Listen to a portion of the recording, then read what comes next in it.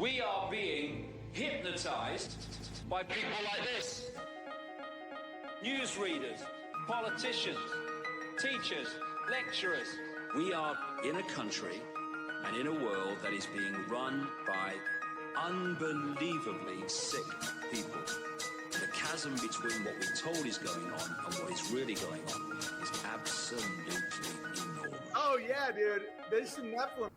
It's like we all know what's going down, but no one's saying shit what happened to the home of the brave. These motherfuckers they controlling us now, and no one's talking about how they made us modern-day slaves. And everybody's just walking around, out in the clouds, who wanna wake up to a dead in the grave. But then it's too late, we need to be ready to raise up. Welcome to the end of days. Everybody is slaves, only some are aware that the government releasing poison in the Welcome back, ladies and gentlemen, to another episode of Nephilim Death Squad. I am David Lee Corbo, a.k.a. The Raven.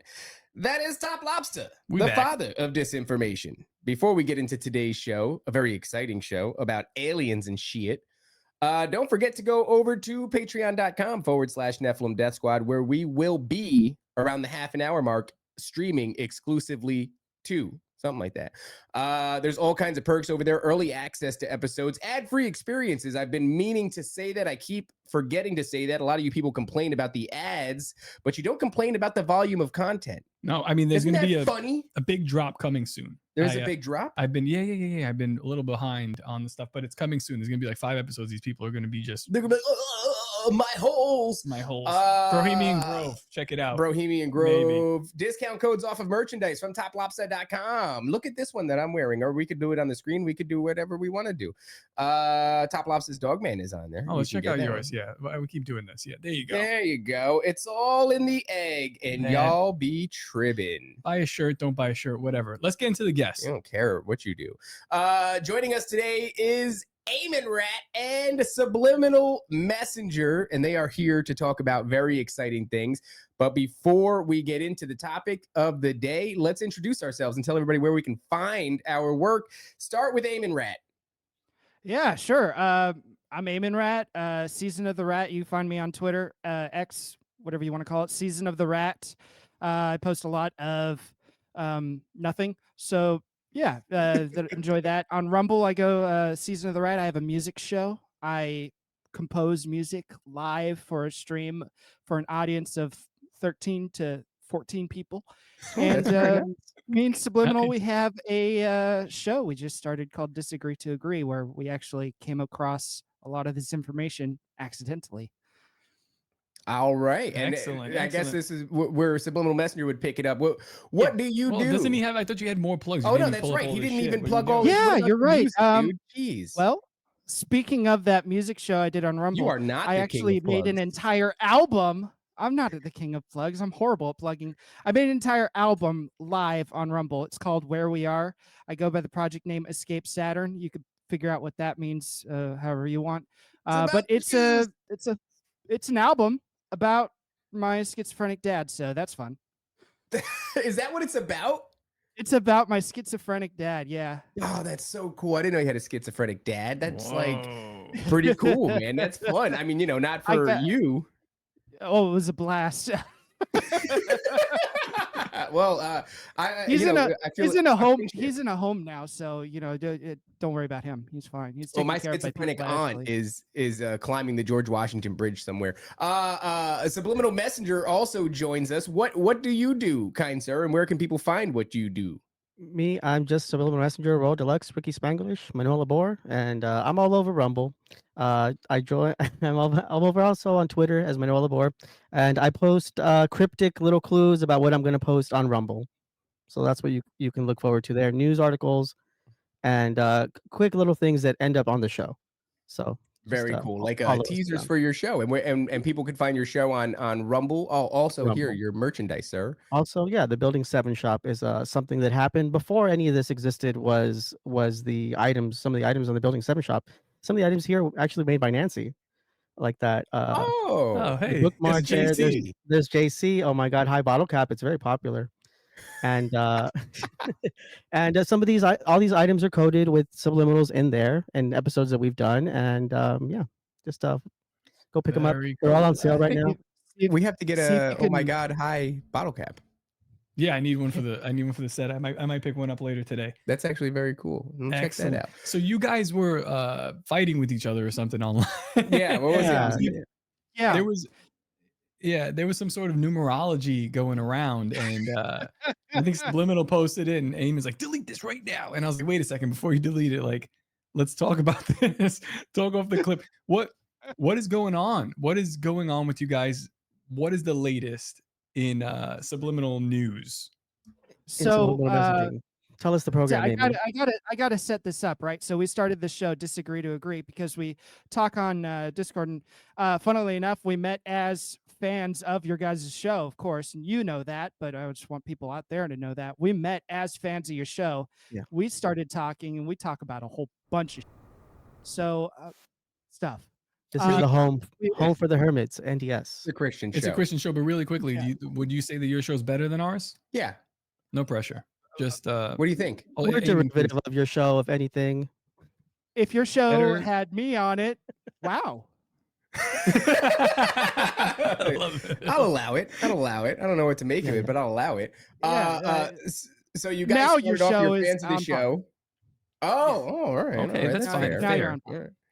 And so you guys are fans of the show, and you end up talking about schizophrenic topics, and this leads to. I'll be honest. I tried to watch a Subliminal show, and I felt like I was being MK Ultra. It was crazy. Well, it was just videos of like esoteric flashing. I was like, what is happening here? A lot of people say a lot. We were talking to Jules of the Grey Pilled podcast, and he gave a glowing endorsement of Subliminal Messenger's work. And I hear nothing but good things. And I know what we're here to talk about today is in part numerology as it applies to this 3-eye atlas situation. But I kind of want to lay the groundwork, if you guys don't mind, because there's been some, we were giving our updates on 3-eye atlas, if you guys watch the show.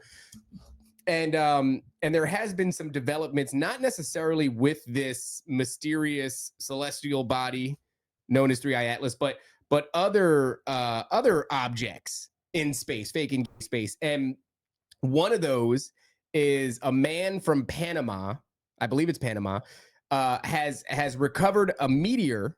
I don't know if it was on his property, whatever.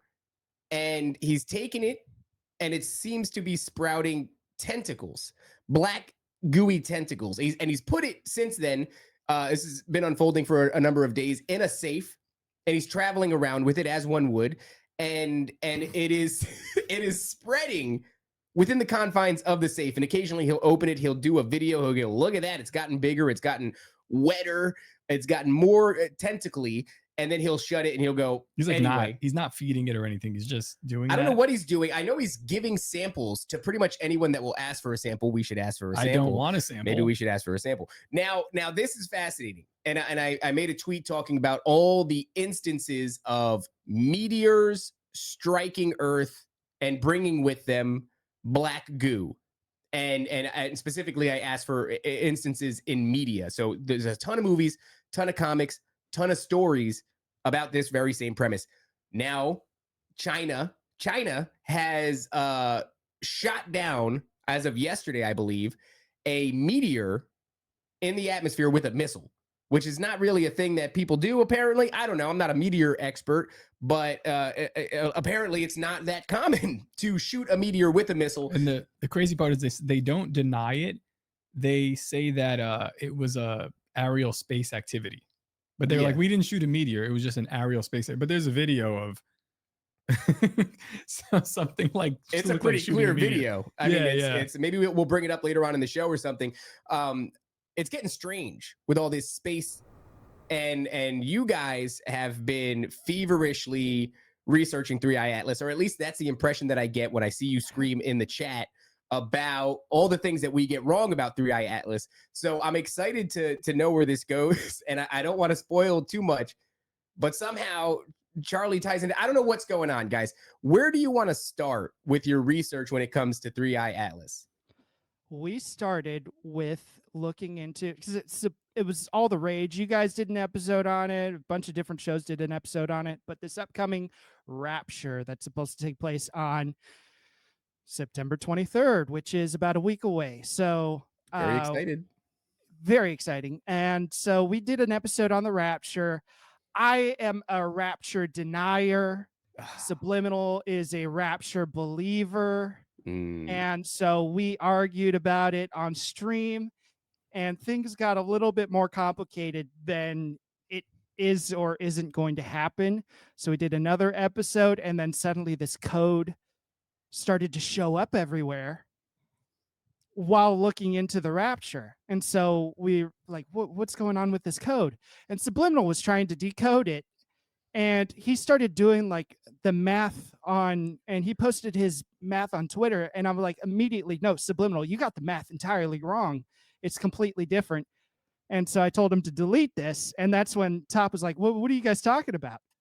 And I go, wait, hold up. No. Mirrors. I talk about mirror numbers, reverse numbers, looking at the code in different ways. Like it's coded in many different ways. You can subliminally message people in 1,000 different ways. And He's like, I know, I do it all the time. We do it all. No. I'm a victim of it. We're all victims of it, right? We're in the psyop season. It's always psyop season. Unfortunately, we get bombarded with this stuff, and it comes out in art and speech and everything that you create, right? So, unfortunately, since I've been looking at the Bible code, as we were looking at Bible verses, I started noticing the pattern in there. So, what was the initial pattern that Subliminal got wrong? 26. I put 26, and then he told me to take it down. He did the math again. It came out to 56, something like that. But I think that's no. You put 50. We're jumping ahead. Yeah. We're jumping ahead. That's what the slides are for. Yeah. Okay. So the code we found was simple 239. So September 23rd, 239, but also 923. Those were both used interchangeably.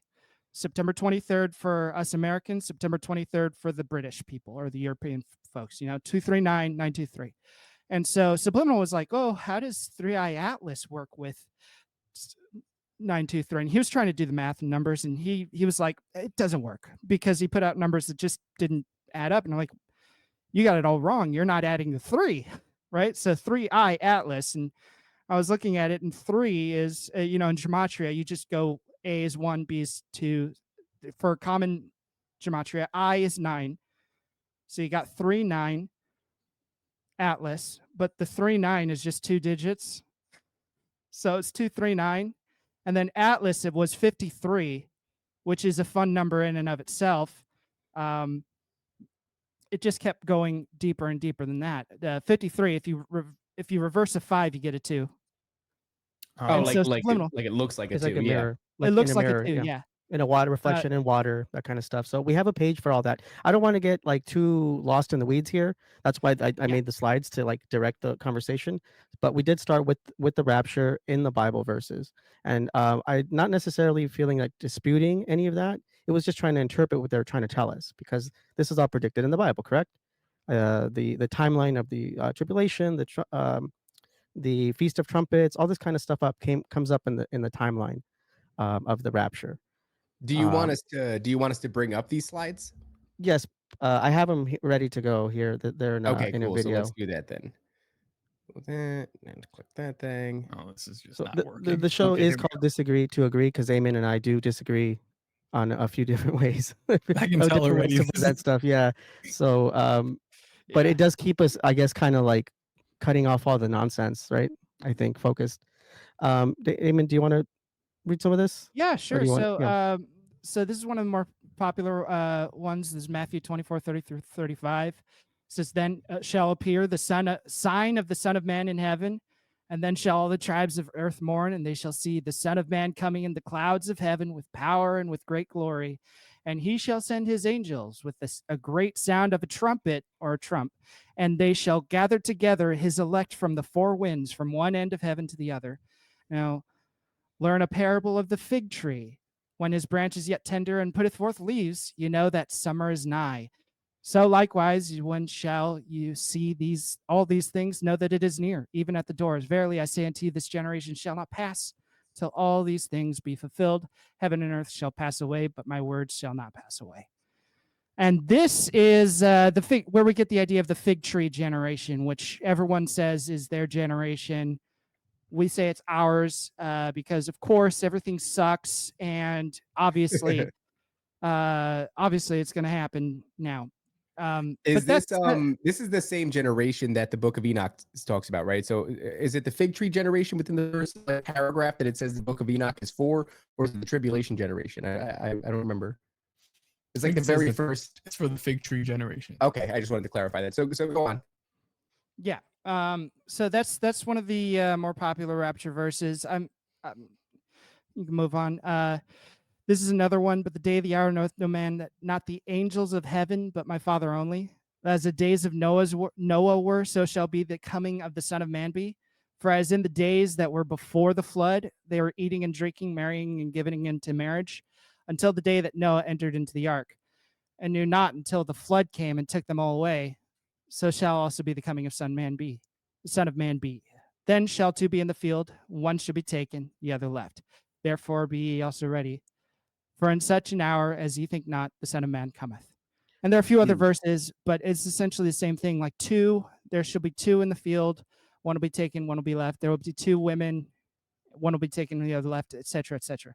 And you start seeing, I color coded it to make it simple for us. 35s, you see it in the verses. It talks about being changed, being taken up in the sky. In the other verses, trumpets keeps coming up. Conversation with the Lord. Here, this is interesting. Conversation is in heaven, from whence all we look for the Savior, the Lord Jesus Christ, who shall change our vile body, that it may be fashioned like unto his glorious body, according to the working whereby he is even able to subdue all things unto himself. To me, I got two different versions here, but we're all citizens of heaven. So conversation in heaven and citizens of heaven. To me, this is like a place, and to me, this is vibration or something like that, where they're hinting to. Where the Lord Jesus Christ lives, and we are eagerly waiting for him to return as our Savior. He will take our weak mortal bodies and change them into glorious bodies like his own, unlike using the same power with which he will bring everything under his control. I'm not sure what that is. Maybe that's open to interpretation, but to me, that's the changing that happens during the rapture. Now, before we move on, you guys got to notice that there's actually numerology in the verse numbers and the chapters. Like that last verse was Philippians chapter 3, verse 20. So we got the 3:2 there before we had the Corinthians, right? So 3:20. Yeah, I didn't highlight all of them because it would get annoying, but they're in there. Yeah. So it's this 239 you see everywhere in regards to the rapture, and yeah, some of it is us seeing things because we want to see them, and other things, as we'll get into later, it's just what the hell's going on type of stuff. Yeah. So just to clarify, what you're picking up on is this 2-3 or this 3-2 code, as it appears through multiple books in the Bible, having a correlation with the rapture, meaning the context of this 2-3 or 3-2, verse is talking about the rapture across multiple books. Yes, but they don't use the word rapture, which is where me and Eamon kind of hit another disagreement point here.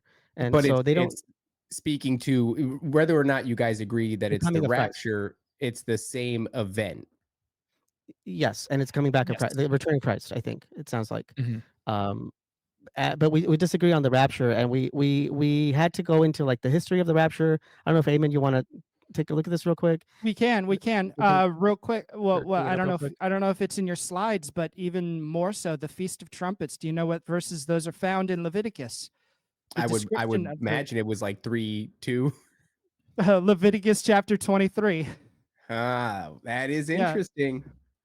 Okay, I don't think I had all it right. Maybe it's at the end. No, I don't think you put it in there. Okay. I remember we didn't talk about it. So anyway, the rapture itself it only appears once in the Bible. The word originally rapo was Latin translation from Greek. It was in Thessalonians 4:17. Otherwise, that's where people get the word rapture from. Is just that one verse. But essentially, it means. The definition of rapture is intense pleasure or joy when you get a feeling of rapture from seeing God. You get this feeling of rapture. Also, this taken away, which I think is a modern definition of the word, not an initial definition of the word. But in Thessalonians 4:17, it's Paul writes, "We'll be caught up together in the clouds to meet the Lord in the air." Right.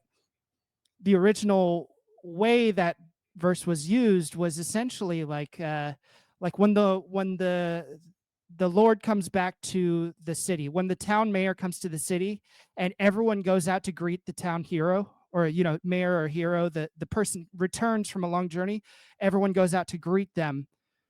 That's what that verse meant initially.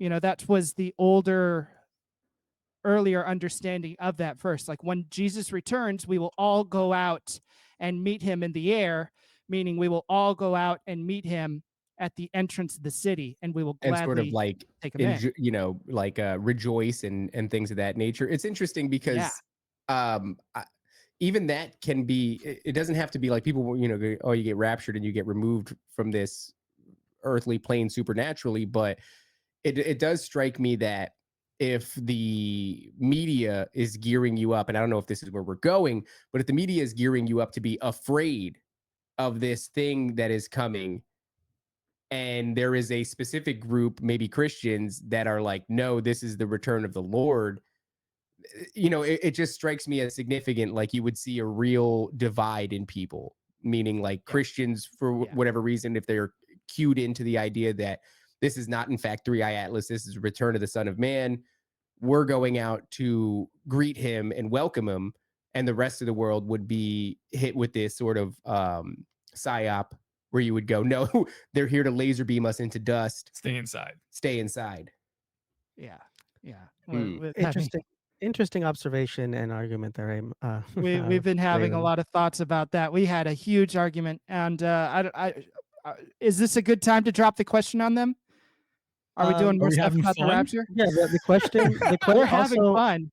And interesting. Yeah, it was fun, and then scary, and then fun again at a certain moment. So you might get that experience here today. Here's the thing. The fun part of this research here, though, there's no proof in the Bible that the rapture is there. Like you have to read the rapture into the Bible. What you don't have to read into the Bible, and what the Bible just states clearly and plainly for all to see, is that there is a holy kiss that is required among believers to give. He's doing the holy kiss thing again. Because that's what you would do in the royal welcome, the rapture, where you would meet Christ. When Jesus returns, you kiss him on the cheek because you're below him. But I would kiss among equals. But if among equals in Christ, kiss on the lips. On the lips, a pure kiss, an innocent kiss, because you're both holy people of the Lord. But it is biblical. It is in Romans 16:16, Corinthians 16:20, Corinthians 13:12, and 1 Thessalonians 5:26. That's great. But we did find that amongst all this. Only for your boys in Christ. Only for your boys. Yeah, it's only for your boys in Christ. You got to put that, especially for Xerox. I only kiss my homies in Christ on the lips. Jeez, man. Yeah. All right. Wait, and I didn't AI this. This is a real picture. This is what they did. That's a real picture. That's not AI. But this is what they did in the 1st and 2nd century. I'm just letting you know. People who want to go back to the original tradition of Christianity, you best be greeting your brothers with a holy kiss. Oh, man. That's heavy, dude. If they're underneath you, because David's below me, so the cheek is fine. If we do cheek kisses, that's fine. If that's what it means, then that's fine. What would our wives think? I think they're putting in Hollywood. I think they still do it in movies where they kiss, like hover kiss over the cheek. Well, yeah, you do like a smooch on the cheek. That I guess if we gotta do that, but right? Catholics do that, right? I don't know. We gotta ask him. I don't know if they do it between men. No, yeah, they do. Yeah, I don't know. I don't wanna though. Yeah. Interesting. All right. I do remember being kissed by my Catholic priest, but that's was that a holy kiss or I don't know? What date was it, Aemon? It felt holy. It felt holy. It was what is it? March 2nd. Holy unnecessary. Hey, he's there. He's you're on it. All right, so what are we looking at here? Acts 2:17 through 38.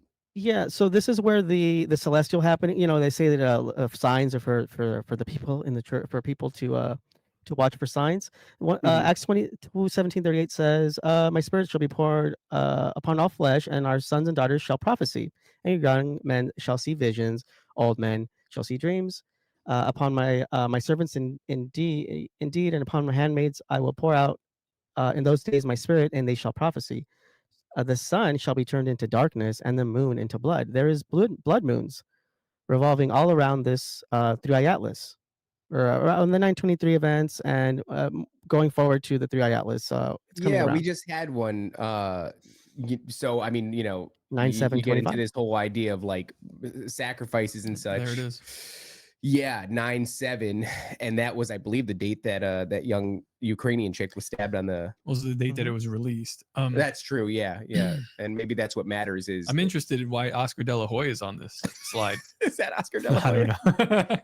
know. These are all the just a sort sampling of the people posting prophecy. People from TikTok, people from Instagram, YouTube, all over the place. This is just a small one, and one of them is Brother Joshua, which I couldn't find a good clip of him, really like a convincing clip. He's asking for donations. He's asking for donations for the Rapture, so it's weird. Oh yeah, well you need them because everyone's going away. Well, if you don't give Jesus the holy kiss, he's like $5. I'll take $5, and there's going to be a lot of holy kiss for $5. That's it. That's a fair trade. So I had no idea that there was a bunch of prophecy. I'm aware of a couple of characters. So you're saying that the images that you're showing us are a few of these people on TikTok prophesying? TikTok, Instagram, YouTube. They're on YouTube Shorts, Instagram. Just I just for this, I went to look for that stuff. I don't normally look at this kind of stuff, but just for this research, I had to go find this stuff. But here's just a couple. Before we deviate from that, anything interesting in these prophecies? A lot of people saying dates, and according to the Bible verses, angels don't even know the dates. So to me, that's false information. Yeah, but my understanding of it is it's all that they get it. You get it subconsciously through this code. And through other people starting to talk about, the Feast of Trumpets, and I mean, what did we found that article talking about how like mathematically it has to happen on the Feast of Trumpets this year, and we looked at the year and it was 2017. So people have been talking about the Feast of Trumpets and the Rapture for quite a long time. Are you saying that as far back as 2017, people were pointing to this coming? No. The 920. No, it goes for centuries, actually. They were pointing to the Feast of Trumpets on 2017. They said numerologically, it all works perfectly to happen this year, 2017. Okay. It was coming out to be something like 333 years since this date. The numerologies made sense then, and as much as it makes sense now. So when it goes through time and it keeps linking up and spiking and being reported. So me and Eamon just naturally got suspicious of it. But according to these prophecies, we're somewhere in here. So this says heaven's timeline. You've got one that says creation, covenants, prophecies in Daniel, Jesus. That's all in the Old Testament. And then it turns into the church age. You've got paradise, rapture of the church right before the tribulation, rewarded by Christ, wedded to Christ, part of the rapture, and then the return of Christ. Okay, so it's got this whole. And so where do you think we are in this? We didn't debate on that. We didn't really discuss this because there's a lot of debate on this, and Eamon has his own POV, so I'll let him. I'm much more sympathetic to the idea that we're in the season. The little one, the small one, the small little season of Satan, small tiny little minuscule. There he is, a little seasoner. Yeah. Have we taught you nothing? I don't know. I've learned nothing from Eamon. Just fly. I don't teach. I don't learn. I stay static through everything. But before we get off dreams, because all of these videos are videos that on Instagram, TikTok, YouTube Shorts that Subliminal found. I found a whole bunch too. I just didn't send them screenshots. But essentially, before we get off dreams, I do want to talk about a dream I had. I know. Go ahead. It was actually Top Lobster. You were in that dream. Oh, interesting. All right. Well, let's He was covered in it. He was being killed by a pile of Jordans that his greed had overtaken him. I and just he gave was, you a pair of Jordans. Thank you very Screw much. you, man. And he was How dare you. being washed away in a wave of Jordans. I had that dream too. What's the dream, man? I'm curious. So you were actually playing your character Todd Losner. Oh, that's interesting. You were giving an instructional seminar about how, like, 10 ways for you personally to survive living in the inner city. We're gonna do that. We're gonna do that segment, man. You're gonna tell me how to do it right now. That's a segment. Okay. Oh my God, that's a great segment. We have to record like tomorrow for this. Yeah. How do you survive? I don't know. And you can't survive the flood of Jordans. But it was like the don't relax type of thing, you know? Oh yeah, like don't relax around the blacks that's a that's a good start. That's a good start. That's interesting. Oh, well, I consider that a form of prophesying. If I didn't tell you, it might have never happened. So this is important. Honestly, and that's it still a great might not, segment. but I do think it's a very important idea for it to share with you guys. You know, Todd Losner. I do think it's great. Now 10 going ways to to Todd survive. Losner with 10 ways to survive the coming civil war in high populated city centers. Oh man. What do you got, Todd? Do you think that you got that dream because it's been on your mind, or you think it's just something that kind of like popped up as like a weird premonition kind of This was recent. I want to say about 5 days ago or so. So it was like after everything has kind of been going wild. You know, we have political. We got random. We got talks of the Rapture. We got talks of civil war. We got talks of, Israel bombing 5 different countries or whatever. You know, it's probably formed from that. It's like, oh, all my friends from the city, they're gonna need help. They're gonna need help. I have a great one. I'm gonna say it on the show, but like, you know how you would go through 10. Some of them would be more explained than others, but then one of them, like number 6, and you just say it. And then you cut away number 5, but number 6 is like blackface, and you just cut to somebody in blackface, and you go number 5. I'll do the blackface for it. No. You're gonna really want to blend in here, Raven. You're gonna really want to blend in here. All right. Wait. Before we go any further, we're at the 33-minute mark. I swear to God, we're gonna get to what all this means. But we're gonna do it on patreon.com/Nephilim Death Squad. If you want to continue watching this episode, hearing all the other bad ideas for this segment,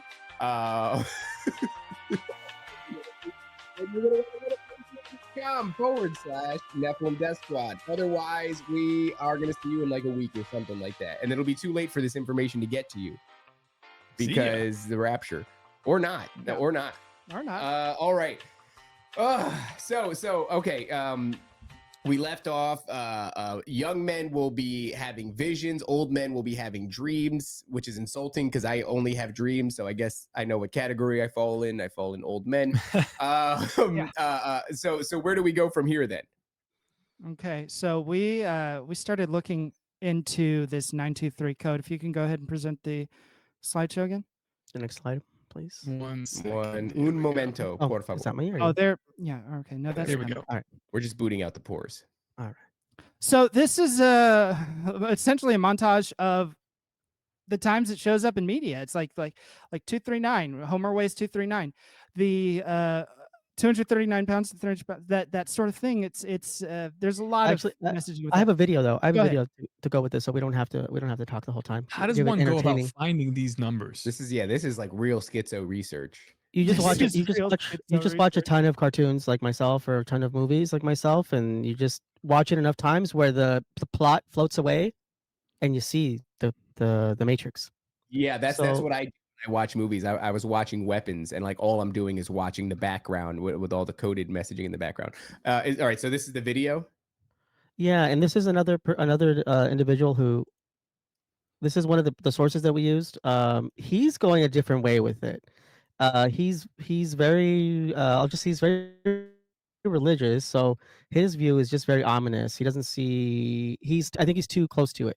He hasn't pulled back enough Oh, from it. So we're able to do that, I think. So let me know if you want me to skip around, but just enjoy. Yeah. So the audio is not coming through, but essentially she says like 9 Oh, months, the audio's not coming through. 2 weeks, and 3 days or something like that. No, the audio is not coming through. Okay. I love the power director watermark. 239. So these are all just It's in- different clips from different movies. Yeah. So Mhm. Rihanna, this is a song. I don't even know what this song is. I'm gonna be honest. It's a Oh, I Rihanna see. song. She's I the know. Illuminati Okay. princess, as everybody knows. Yeah, It's on her yeah. car. Go ahead and skip forward. Do you know the one? Oh, Eamon Rat's What getting do you all want me to skip to? The Eamon Rat's satellite getting all one. screwed up. Just give him a second. He's getting some having some internet issues there. Eamon, if Okay, you're I'll pause having here. too many issues, try just refreshing your browser and coming back in. And So this is a Black Eyed Peas calendar, the Black Eyed Peas 23rd. calendar.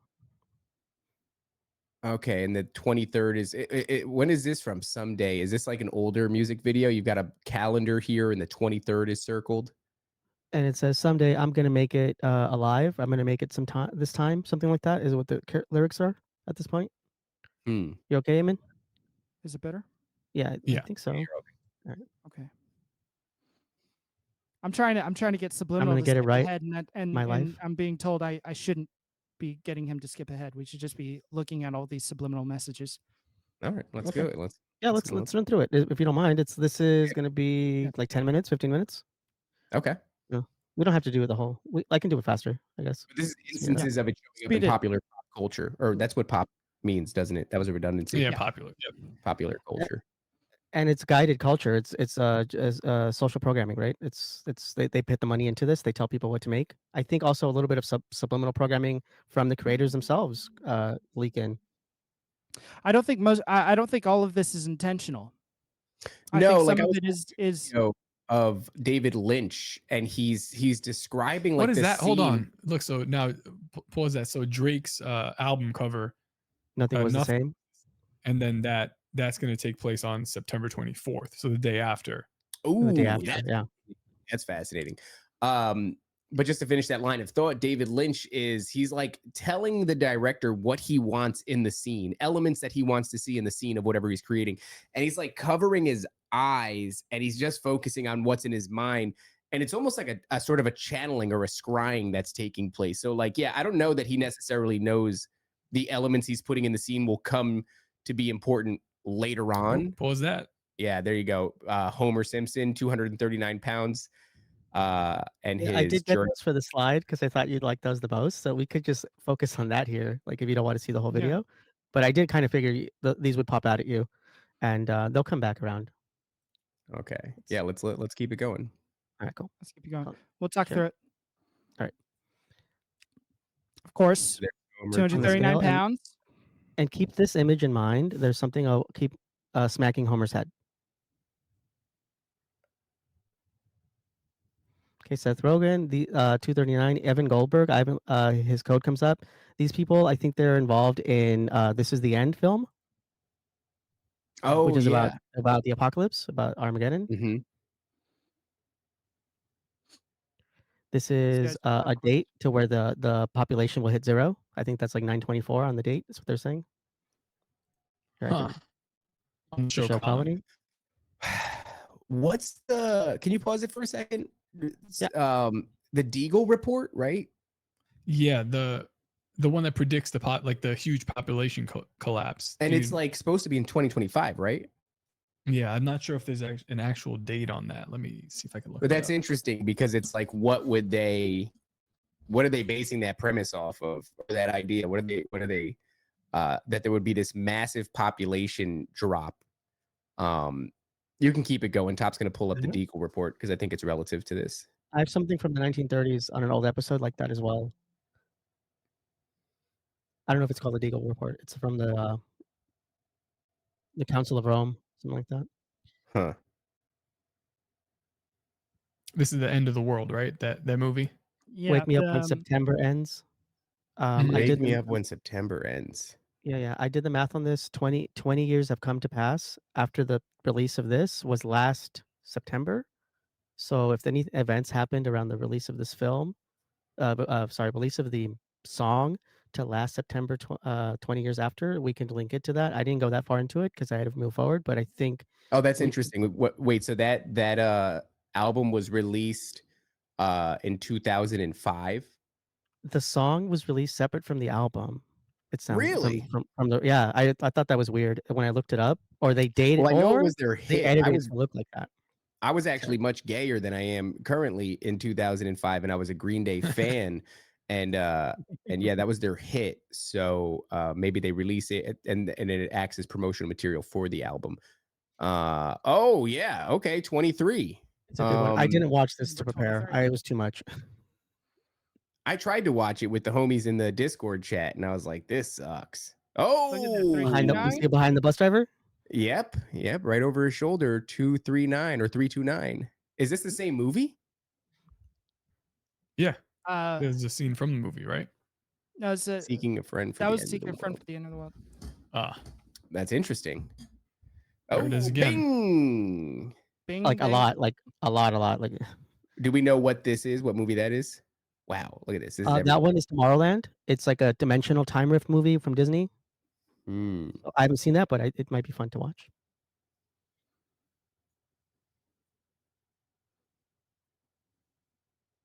Look at that.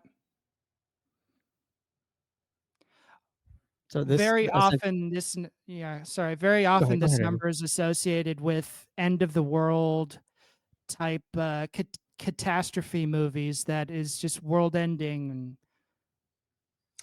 I've noticed horrific. that a lot throughout this. It's like, yeah, most of the things that we're watching that are associated with it as far as big blockbuster films are like end of the world films. Mhm.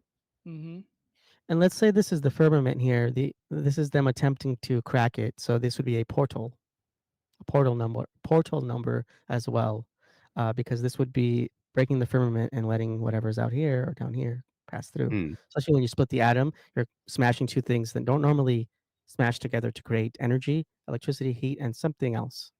From David I Lynch. wonder film. if you would see this code emerge in the Avengers film, the original, the first Avengers, because that whole thing was like a portal from in New York City where it basically has like this end of the world element, letting in all these aliens. I like the idea of cracking the firmament rather than get out. That's interesting. Yeah. Haven't thought about it from that perspective. Is this the day after tomorrow? Day After Tomorrow. this- This is. oh, okay. I think this one is Deep Impact or something. It was 9, and then it was on the car bumper here on the license plate. Oh, okay. Or 6. That's upside down 9. Right there. Right. 2, 3, 7, 8, 9. 2, 3. Yeah, there it is. 6. And then the 9 is the 6 upside down. Okay, so this is the Homer. Remember the Homer image? This is the heads. Right. Oh yeah, yeah. This is the heads getting knocked by the meteor, by the comet. And this coincides with that Chinese thing that you guys just mentioned. I had no idea that was going on. Look at that. Whoa, there it is. 239. I am beginning to be convinced. The Chinese thing, the meteor that they shot out of the and then end of the world. Look at that. Yeah, I looked up the article real quick. The codes are in there. You, me, and the Apocalypse. Sky 1, Atlas 1, or 1I was the first 3i, meteor that passed 3i. by. Yeah, 3i. 2I Yeah. was the second one. 3I. They all had codes on them as well. They're all and then the astronomers treat them like gods. They're like, oh my god, they're back. They're back. Did and they you get all say giddy that, about it. this code is present inside the article regarding the meteor that China shot down? Yeah. Just right now, because I never heard about it. Right now, when you told me about it, I looked it up and the code's in there. I typed it into the private chat. Dang. I saw that it was 53rd Street, which the 5 is a backwards 2, so 2, 3. Yep. All right, what do we on the 23rd day of the 23rd month. day? September. Go ahead, continue. Yeah, no, on the 23rd day of the month of September, 923, in an early year of the decade, not too long before our own, the human race suddenly, and what was it? Encountered a deadly threat, Little Shop of Horrors. Oh man, that's interesting. And that little alien that you talked about in Panama just hit. It's all over the news right now. I don't Yeah. know. Yeah, that is almost Little Shop of Horrors. Yeah. Dude, I'm thoroughly impressed with the scope of look at this. The scope of the schizophrenia. The scope. I mean, this is not easy Look, work. isn't it? It's actually, if you go back, not only was it in the score, but it was in the remaining dots What? on it? the I didn't see that. on the boom. Oh There's my 3 on the God. left, there's 2 oh on my the God. right. All Wow. right, I'm getting Wow. concerned. And watch up here, it turns into 911. So 23909, it turns into 911 real quick. I don't know if it. Oh, that's fun. Because I sped it up. Yep, Yeah, I there it saw it goes. again. Wow. Because I see, sped for it the up. audio, It's not showing you. for the audio listeners, yeah, the score on Pac-Man goes from 239 to the very last 3 digits were 911. You're really going to want to Showing it watch again here, this. boom, boom, and then boom, scene cut. Crazy. If you're listening to this, this is one of these you're going to want to tune in for because we're getting bukkakied with Subliminal 239. messaging. There it is. Yeah, on the bumper. bet. I mean, on the license plate. These people can't help Right. themselves, huh? They really can't. No, they invent days. They make up They're days to compelled. get September 23rd out. They're compelled to do it. I think it's because they have to show you. They have to show you what they're doing for some karmic retribution. If they don't do it, or They're something, they have to tell But us. well, here's a question though. So this brings into question. Let's just pause it for a second. We'll come back to this. This is your debate on when the rapture or if the rapture will happen. Nobody knows the time or the hour or the place. Well, I guess we know the place, but we don't know exactly when it's going to happen. But these guys are foreshadowing a specific date for Yes. years in popular media. Why this date? This date can't be the rapture. This date has to be something of their doing if they know exactly. about Unless it. they believe that they can force a thing to happen. Well, do you want to continue watching Okay. the clips and then cover that after? Let me just skip to the end then, if so we can, because there's one kind of important clip. I mean, You they're guys very got fun. Rapture, though. Rapture. Let me rush through here real quick. There's one just last little bit here. This is that- literally like, how long is this video and how long is this chunk? This is his video is 20 minutes. This is guy's 20 video's cool. minutes of But just the number 23 or 239 rapidly appearing in different popular media. Yeah, pop culture. This is one guy, one video for one guy. He's got a whole channel based on this, but he's putting all his eggs in this basket about the rapture is going to happen on this date. He's convinced himself with his research. Hopefully on the 24th or the 25th, I've been talking to him. Hopefully we can communicate afterwards and tell him, I think you're onto something, not what you thought about, but you're onto something big. So hopefully, He's definitely He's found onto something. something. Yeah, he's found something. It's just I think he might be a little bit off on the rapture. Like I don't think that they Here, know. Wait, but it was in at it? the end here. Well, yeah, it's in. Yeah, dude. There's so much stuff in here. There is so much stuff in here. I wouldn't It's mind seeing like what horror the hell was in movies, it. disaster movies. Do you want to? Okay, let's look at that real quick. That's because I'm a big fan of that movie. Was that the Passion of the Christ that as looked well? like the Passion of the Christ? Yep. Oh, that was Evan Almighty. I think Evan Almighty. Evan Yeah, it was Almighty. Evan Almighty. Yeah. There's it. Here. He's like, just reminding you, Just reminding you another nuclear another destruction. nuclear explosion. Reinforcing. Oh, what is this? Is that Madonna? No, And there's No, no, nukes in the no. back. Checkerboard floor. She's got her nukes in the back, and the top hat is all of the Is aristocracy. that Yep. Madonna? I don't know who that is. It could be Madonna. It's she a looks- nuke in the back. Yeah, it's a nuke explosion. The one where the camera stays in place. Yeah, You yeah, recognize it the is. palm tree, the trees going. Yep. 6'9". 6'9", 869. Oh, he has it in here. Nice. Nice. 23. I should Yeah, just it's watch the literally movie. in the number 23. That's hilarious. That And was Evan Evan Almighty, Almighty. the day of the flood is 9/23. What? yeah, that's right. That's right. 28.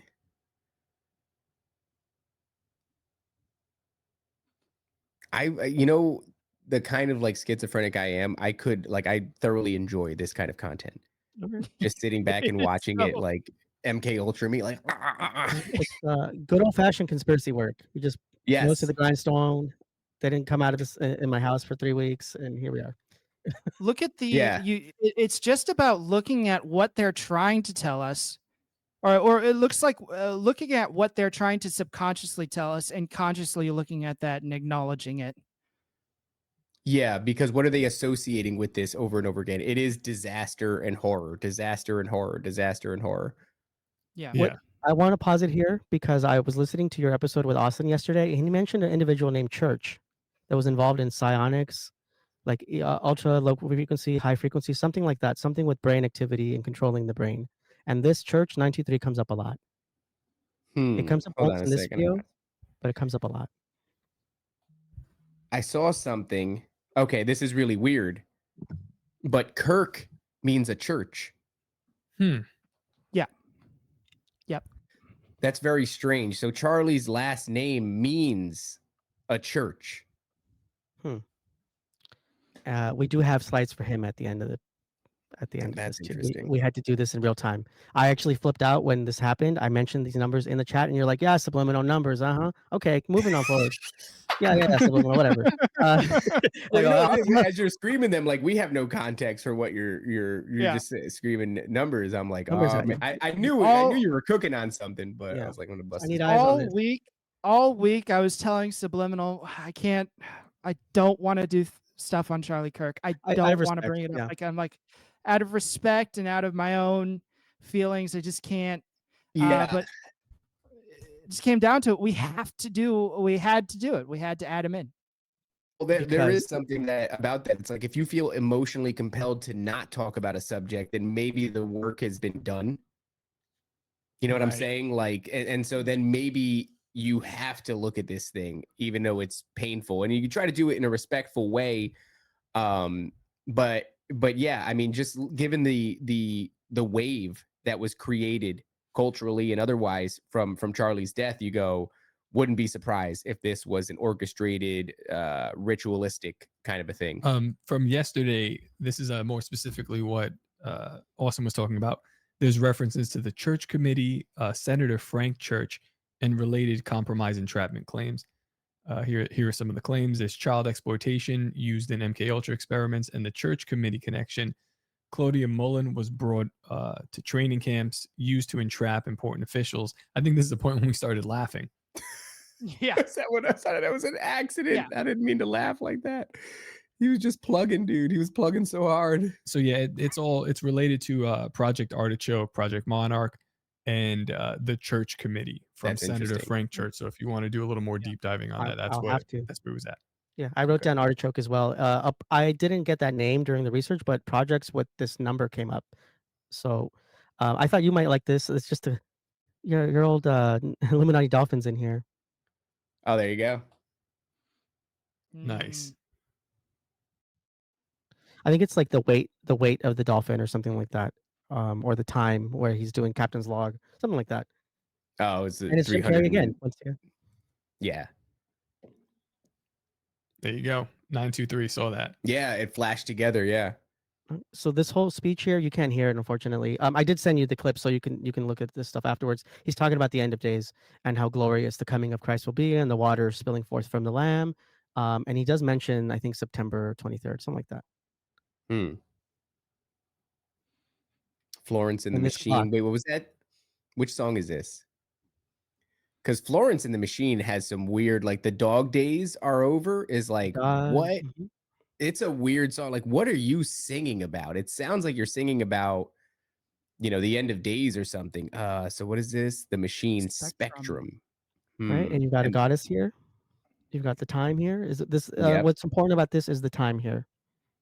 Oh, okay. So what is this? 439. It's about. Well, I it's think almost 5. No, it's technically 439 though. Maybe more the shape. Maybe more the shape. Think of the Masonic compass. Oh yeah. More the shape. Because they can keep messing with the time. That's also important. But the shape is similar, stays the same. Actually, I think it would be 339. 239. Either. You get a Covering lot up of the eye. 823 with 32 seconds, as I see it a lot. Now watch. When is it? Now that time, that was 9:30. That was 9:32 or 9:23 or something like that. Wait, what time? On Florence's watch, hand watch. Oh, she's wearing a watch. Okay. She's wearing one, and they're showing one in like look at where the hour hand is, and look where the minute hand is? It's before and it's after. That's interesting. So it slightly That's moves. bizarre. Yeah. And they're showing you, and this is like a screen wipe. I don't think the editor did this. This is just in the music video. So I'm gonna have to look into her whole, whole thing. I don't think Florence and the Machine is keyed into any sort of coming knowledge, knowledge of a coming event at all. And I don't even know that her team is the people that are orchestrating like put this element in here. Sometimes I'm almost more comfortable with the idea that there's a spiritual inspiration behind these things. People don't know why they're putting things where they're putting them. It's just, they're being moved to do it. And what seems like a trivial thing actually ends up being more than that. Yeah. I didn't know where to lie in it by the end of it, to be honest. I hate to say that right now, but yeah, I by the end of it, I still don't know what to make of it. But there's a lot more to go, and it gets more complex. This is what's important here. At the next Thursday at exactly 9:23 a.m., the X-Force satellite is going to be right over Riverton, and it will be firing a laser, according to Inspector Gadget 2. Inspector Gadget is a robot police officer that works for the the government. I don't know, and you never find out who he's fighting. So I have to watch Inspector Gadget 2 to find out more. But it ends with a laser from the sky pointing to the Earth and about to fire in the plan, which leads us to Exhibit B, which is we kept now applying the 923 code. We applied it to the Bible. It came with interesting results. Now I applied the 923 code to different things. As a conspiracy theorist, they disseminate information. They do soft disclosure in different forms of media. The Illuminati card game, right, is one of them. Yeah. iPad Goat is one of them. And for me now, SCP, the Secure Contain protocols. And this is they're in the slides, but I'll just show you the videos. So as a background of the SCP is essentially a bunch of different people anonymously post creepy stories about these entities that could be destructive or dangerous or otherwise benign, whatever they are.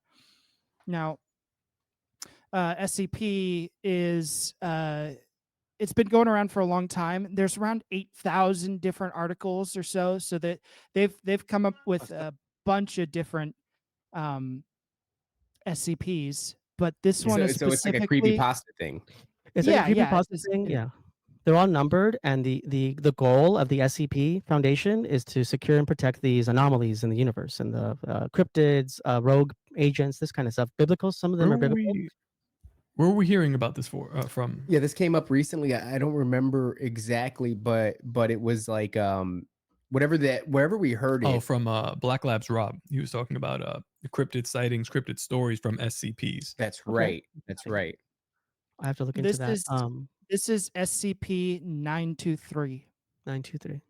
And we did the code various different ways. They all came up with something interesting, but this one instantly hit with a space laser. It's called the Rogue Satellite. Hopefully the audio plays this time. Satellite floats in the cold Can you hear audio? Yeah. Depths of space above our pale blue dot. It positions its targeting array down at a point thousands of miles below and fires. Clack, clack, clack. A tired-looking man sitting in a coffee shop types away on his computer, taking advantage of the free Wi-Fi to send off yet another job application. Nearby, a barista is writing down orders while a businessman takes a call between quiet sips of his mocha. A teenage girl texts her friend, giggling occasionally. An old man chews his bagel just a little too loudly for comfort. Nothing appears all that out of the ordinary until the blast hits. Intensity level 25. The job seeker notices a faint whisper in his ear. It startles him, and he turns to look around the coffee shop, but he can't spot who was whispering to him. How odd. He turns back to his keyboard and carries on typing, but a strange feeling hangs over him. This pervasive sense that something is very wrong. His eyes turn to the businessman, and he notices something. His phone is gone, but he's still loudly talking to someone who isn't there. The barista is smiling as she seems to note down orders, but in her notebook, she's scrawling the words, "getting closer," again and again and again, and she doesn't have any idea why. The teenage girl, with shifty, furtive eyes, texts her friend a message saying, "This is going to sound crazy, but I feel like someone's watching me. As the job seeker tries in vain to fight the feelings of unease, he keeps hearing the old man chewing. Loud, incessant, cow-like chewing. It's really beginning to get on his nerves. Suddenly, the thought crosses his mind that he'd actually like to kill this man. He'd like to squeeze his throat and break his jaw so that he could never chew like that again. The sudden appearance of this alien thought frightens him, and it's about to get so much worse. Intensity level 35. The job seeker starts to wonder if there's any point to this. He suspected that he'd been fired from his last job because nobody liked him. Did he really think he had a chance at getting this one? Really? What a stupid pipe dream. He's bombarded by thoughts like these that make typing more and more difficult. He notices that his hands are shaking. The chewing behind him is still so loud. He can't turn around. He knows on some level that if he does, he'll say something to the old man that he can't take back. The barista stares off into the distance, a haunted, contemplative look in her eye. The businessman gazes into his mocha like a crystal ball. The teenage girl begins to weep. The job seeker looks up when he notices something strange is happening outside.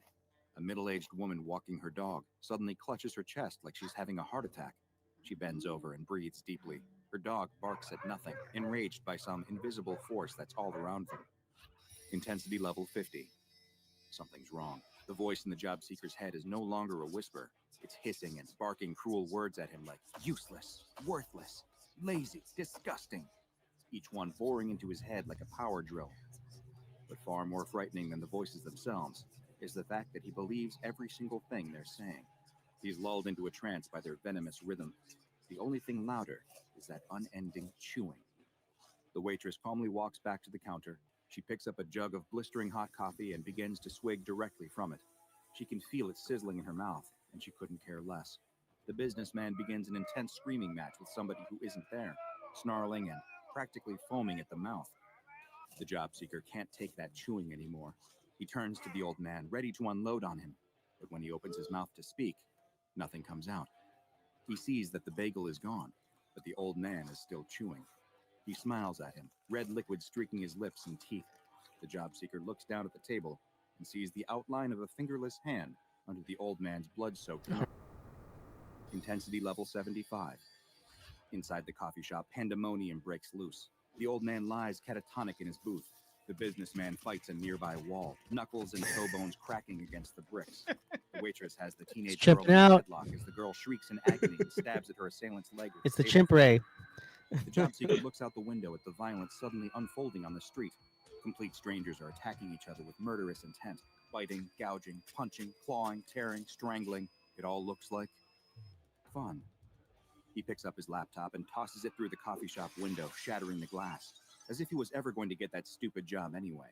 He steps through the broken window, a new man, and picks up a large, jagged shard of broken glass, ready to join in on the festivities. Intensity level Keter. Thousands of people. And real quick, Keter is the high, like one of the most dangerous classification of SCP. It is the only one that is related to the Kabbalistic tree of life. You know, just to this is something that we talk about a lot, and I'll bring up the example of the movie Kingsman, where the main guy, bad guy played by Samuel L. Jackson, basically gives everybody a welfare phone, like a government, free government phone, and within it is a technology to emit a frequency that drives everybody into a state of rage. I wonder if that movie, by the way, has any of that coded in it. But I don't know. It's a fun movie though. I'd like a great movie to look into it. Yeah, I really enjoy that movie. It's very fun, especially the scene where they get into the fight in the church, and it's just one of the most like cartoonish combat scenes you've ever seen, and it's fantastic. But this idea of using frequency, which right now where we are culturally, we're in a tinderbox. Things are getting really crazy. This morning, it seems there's these talks of a kid getting. Some say it is the case he was last night. Other people say it wasn't the case, that it was a suicide.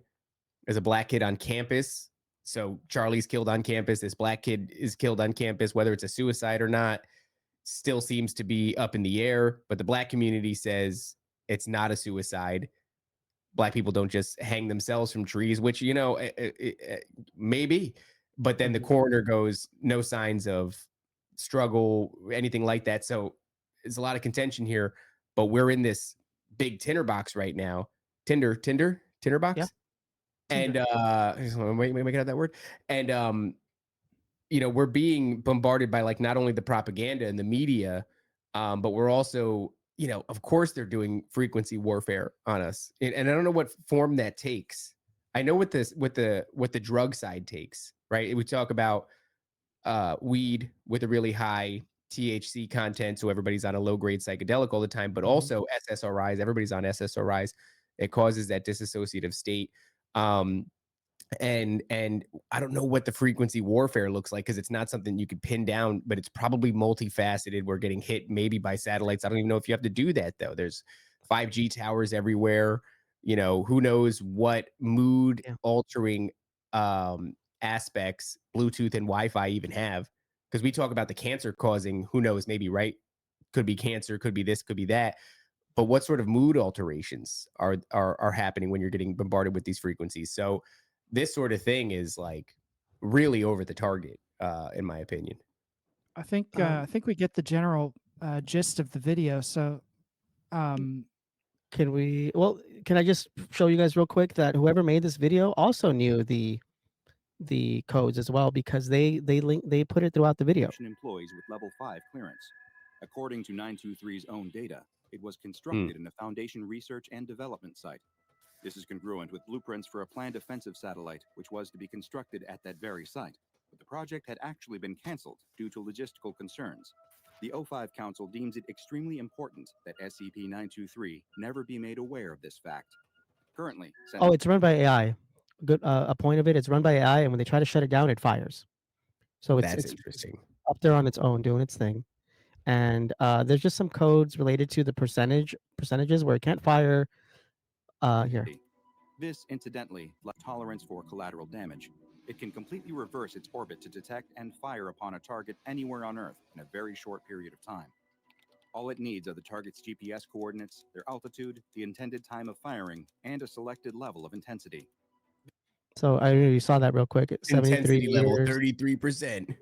So the person knew, maybe intentionally just to make it scarier, he dropped it in there. Or if it is soft disclosure, you know, it's just like, hey, keep an eye on this. It's like a red flag. This, incidentally, is where things get interesting with the tests the Foundation conducted. Naturally, they wanted to see the kind of firepower that each level of intensity was capable of. So D classes were requested for live tests. The first test performed was at intensity level 10. However, this resulted in an error message claiming that the 923 satellite isn't capable of firing at an intensity lower than level 23. In accordance with this new information, how does an SPC get a number? Is it like the person who makes it? The person who makes it numbers it. Sorry, go ahead. I mean, oh well, no, I mean essentially it's like you write the story and this is the first SCP. But they're vying for the top spot.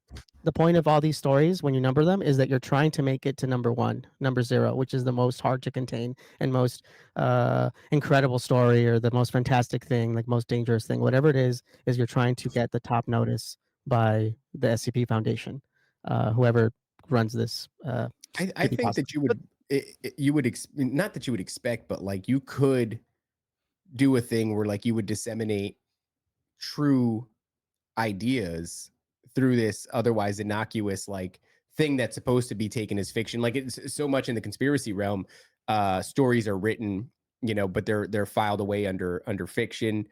Supernatural stories are written, but they're filed away under fiction. And then you find out that there's a correlating real life event that somebody on, you know, Merkel's show will give a testimony, and it's like, actually that's based off of this fictional. It's like, no, the fiction is based off of the reality of the situation. It's just filed away under fiction. And very much the same thing with like Mother Horse Eyes, where I listen to Mother Horse Eyes and I'm like, these are real experiences that this guy had, I believe. And then it's just scattered out all over Reddit as works of fiction. And so I don't, it doesn't strike me as unlikely that you would find some real, is that what it is? Standard cat procedure? I don't think that's what it is. Secure, Contain, Protect Foundation. Yeah, secure, contain, protect. Oh, okay. We have more stuff, but this goes beyond that. This goes beyond conjecture, because I'm sorry to cut you off there. No, go ahead. But this at one point, because at this point this is just fiction, but then we had to see if the code applied to real life. So if we can share the screens again. This are the codes that came up. So I don't know if I can flash this real quick. Is the sequences that that came up through this research, like the 23s, 33s are in there, 293s. There's a ton of them. Aemon jumped into this one. his whole Right. category is over here. Well, here's the thing. Like, Subliminal was like, oh, but you can flip the 9 backwards and get the 6, right? Or you can flip the 2 backwards to get the 5. I'm like, well, what if you flip the 3 backwards, you get the E, right? Yeah.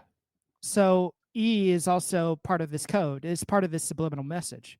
Like in Leet speak, like in the 2000s, Leet speak, like computer old, like AOL speak. You know, Oh, right. Yeah, you would. Yeah, that's true. I mean, historically, we've used that interchangeably. So Leet itself just has 33 backwards in it. Mm-hmm. So that's just a clue. But let's go forward with it because we have to bring it off of the fantasy world to the real life. This is where it starts going into a little bit more of predictive programming, and this is a real life event that I think they were using to predict. This is where it came off of the page and became real. This is a meteor event, a Russian meteor event, 2013, 215, 92031. I remember this. This is where the meteor like detonates or something, or maybe it just breaches the atmosphere and it creates this shock wave that blows it hits so the hard. windows out of buildings. Like it was a crazy event. And yeah, 2013. I remember that. I watch iPad Goat as like a predictive programming thing because the Notre Dame tower. I didn't really think much of it until Notre Dame went down. It got on fire. If you see in the scenes of iPad Goat, it's in the back of Jesus. I don't have the clip here, but it's at the end of the slides here. If you do the dates from the printing of this magazine to the falling of Notre Dame, it's 893 months, 11 days from printing of Notre Dame, from printing of this magazine to the Notre Dame fire. And here it That's says how interesting. long. Yeah, it is in iPad Goat, right? Yeah, iPad Goat 2. And that's very predictive. It's very symbolic, esoteric. It's very rich in content in it. At the end of iPad Goat 2, which hasn't happened yet, at the timeline of iPad Goat 2, we have the Notre Dame fire, right? And Jesus is still down the river. This is very like deep in the lore for anybody who doesn't know what iPad Goat 2 is. At the end of iPad Goat 2, yeah. Can I just say that real quick for the audience? So I highly recommend if you're a listener of the show, you haven't seen it, look up iPad Goat 2.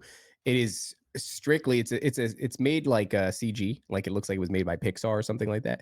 And all it is a schizophrenic's heyday. It is just symbol after symbol after symbol. It's really kind of beautiful in its construction, but it does not tell a coherent story on the surface. It is only done through symbols. If you watch it just looking at it as a piece of linear content, it doesn't make any sense whatsoever, except like, it's kind of abstract and beautiful. It's not abstract. It's just all subliminal. If you sit there and decode the messaging, which let me tell you, people have dedicated endless hours to it. It's kind of the gift that keeps on giving. One of the great symbolic subliminal pieces of our time is iPad Go 2. And the whole thing is weird. The purpose of it is very strange and mysterious. The creator is strange and mysterious, and it's this, like I said, you can keep going back to it in events like he's saying, Notre Dame crumbling in the background, I believe, right? And Jesus is in the foreground. The whole thing is really strange, man. I recommend it's if you're a conspiracy theorist and you've not seen it, you're missing out. It's a fantastic piece. Watch it before they take it down, especially. I can't believe they haven't yet. They take it down before and they put it back up. CGI Bros took it down. Heliofant had it up and they took it down. 6 minutes. Yeah, Heliofant took it down rather recently, right? I don't know the timeline anymore, but I remember it was taken down recently at one point and they put it back up. So maybe that's something to those dates. At the end, at 6 minutes 32 seconds into iPad Go 2, a solar flare, something from the sun, maybe a meteor, something hits the Giza pyramid here, moving the capstone off of it. So that's still to happen. So if you want to talk into predicting things now, because the video predicts things, and we know where we are in the timeline more or less, we can probably do the math here and predict this going forward. Interesting. Definitely worth another look. Haven't seen it in a long time. In the Matrix, and of course, the number showing up so many times in the Matrix. System failure related 239. Jeez. 239980333. Oh, I see 2-3 a few times throughout just that one screenshot. And 3223. This picture's a low res. If you get the real one, because of it, the numbers are layered. It's within this layer. You get 239 in here, 323 in here, 329 in here, 96 in here. You can kind of see it. But if you get a big res picture of it, I put it in my Twitter actually. So anybody who was watching kind of knew something was going on with that. And then the plane, obviously, and we'll come back to the plane. Real quick, Atlas mythology, why it's important, what's going on with 3i Atlas. 3i Atlas, the movement astronomers discovered the Atlas in July. It was clear it was not a normal comet. For starters, it seemed to be emitting its own light. So it's, its own little Lucifer maybe, which is bizarre for a comet that was at that time so far from the sun. So they think that maybe it could be a spaceship, because of the angle that's coming through the planet. It doesn't seem to be natural. Astro bodies, sorry. Go ahead. No, I was just going to say, that a lot of like assumptions are being made. And I'd love to know what you guys think about those assumptions too, where they're saying like it is hostile and it is going to release drones that will appear to us as UAPs. What do you guys make of that? Because, my initial reaction is to ridicule it just in its absurdity that you could ever predict such a thing. And then that leaves me with the conclusion that they know something about this that they're not telling us, or they have something planned that they're not telling us. The problem with predictions that I always find is that the prediction is very heavily influenced by the predictor. Like it's always something that they want to happen. And so when it comes to predictions, like I'll just play along. I want it to happen. I want this to be, the return of New Jerusalem. I want this to be the end of suffering. That'd be great. Who knows? Other than that, I really, really haven't thought about making a prediction of what 3i Atlas is. I look at some of the mainstream sources and they're like, well, it's just a comet. It's literally nothing special about it.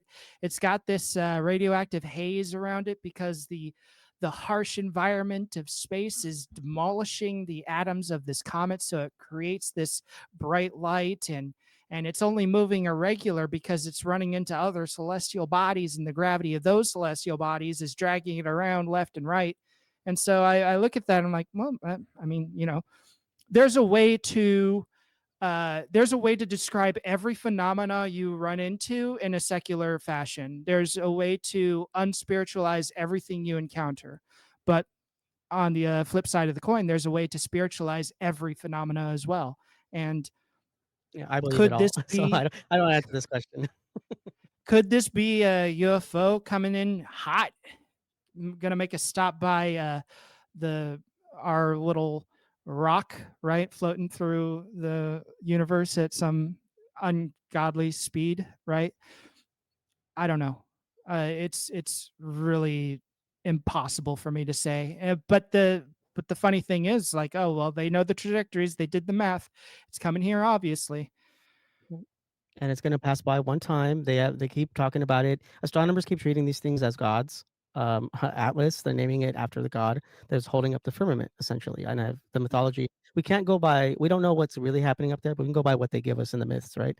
And the facts here. What I was able to find is that astral bodies have been known to transmit a low frequency radiation, plasma waves, that could affect EMF field of Earth and its inhabitants. While it's often depicted holding a globe of the world in modern art, the original myth stated that he held the sky or the pillars separating the sky from Earth. To get the golden apples from his daughter's orchard, Hercules, demigod, offered to hold the sky for Atlas. Hercules then tricked Atlas into resuming his burden by having him carry the apples back, as only a god could hold the heavens. Pause real quick, Subliminal. I love that you do this. You have like random letters here in blue. Yeah, for interpretation. Oh, these are interpretation. L, yeah. Hercule. We add S in the modern parlance because, I don't know, movies or something, but it's supposed to be Hercule. L is in the name inherently, so he's half it's actually human. supposed to be Hercule, right? Hercule. Yeah.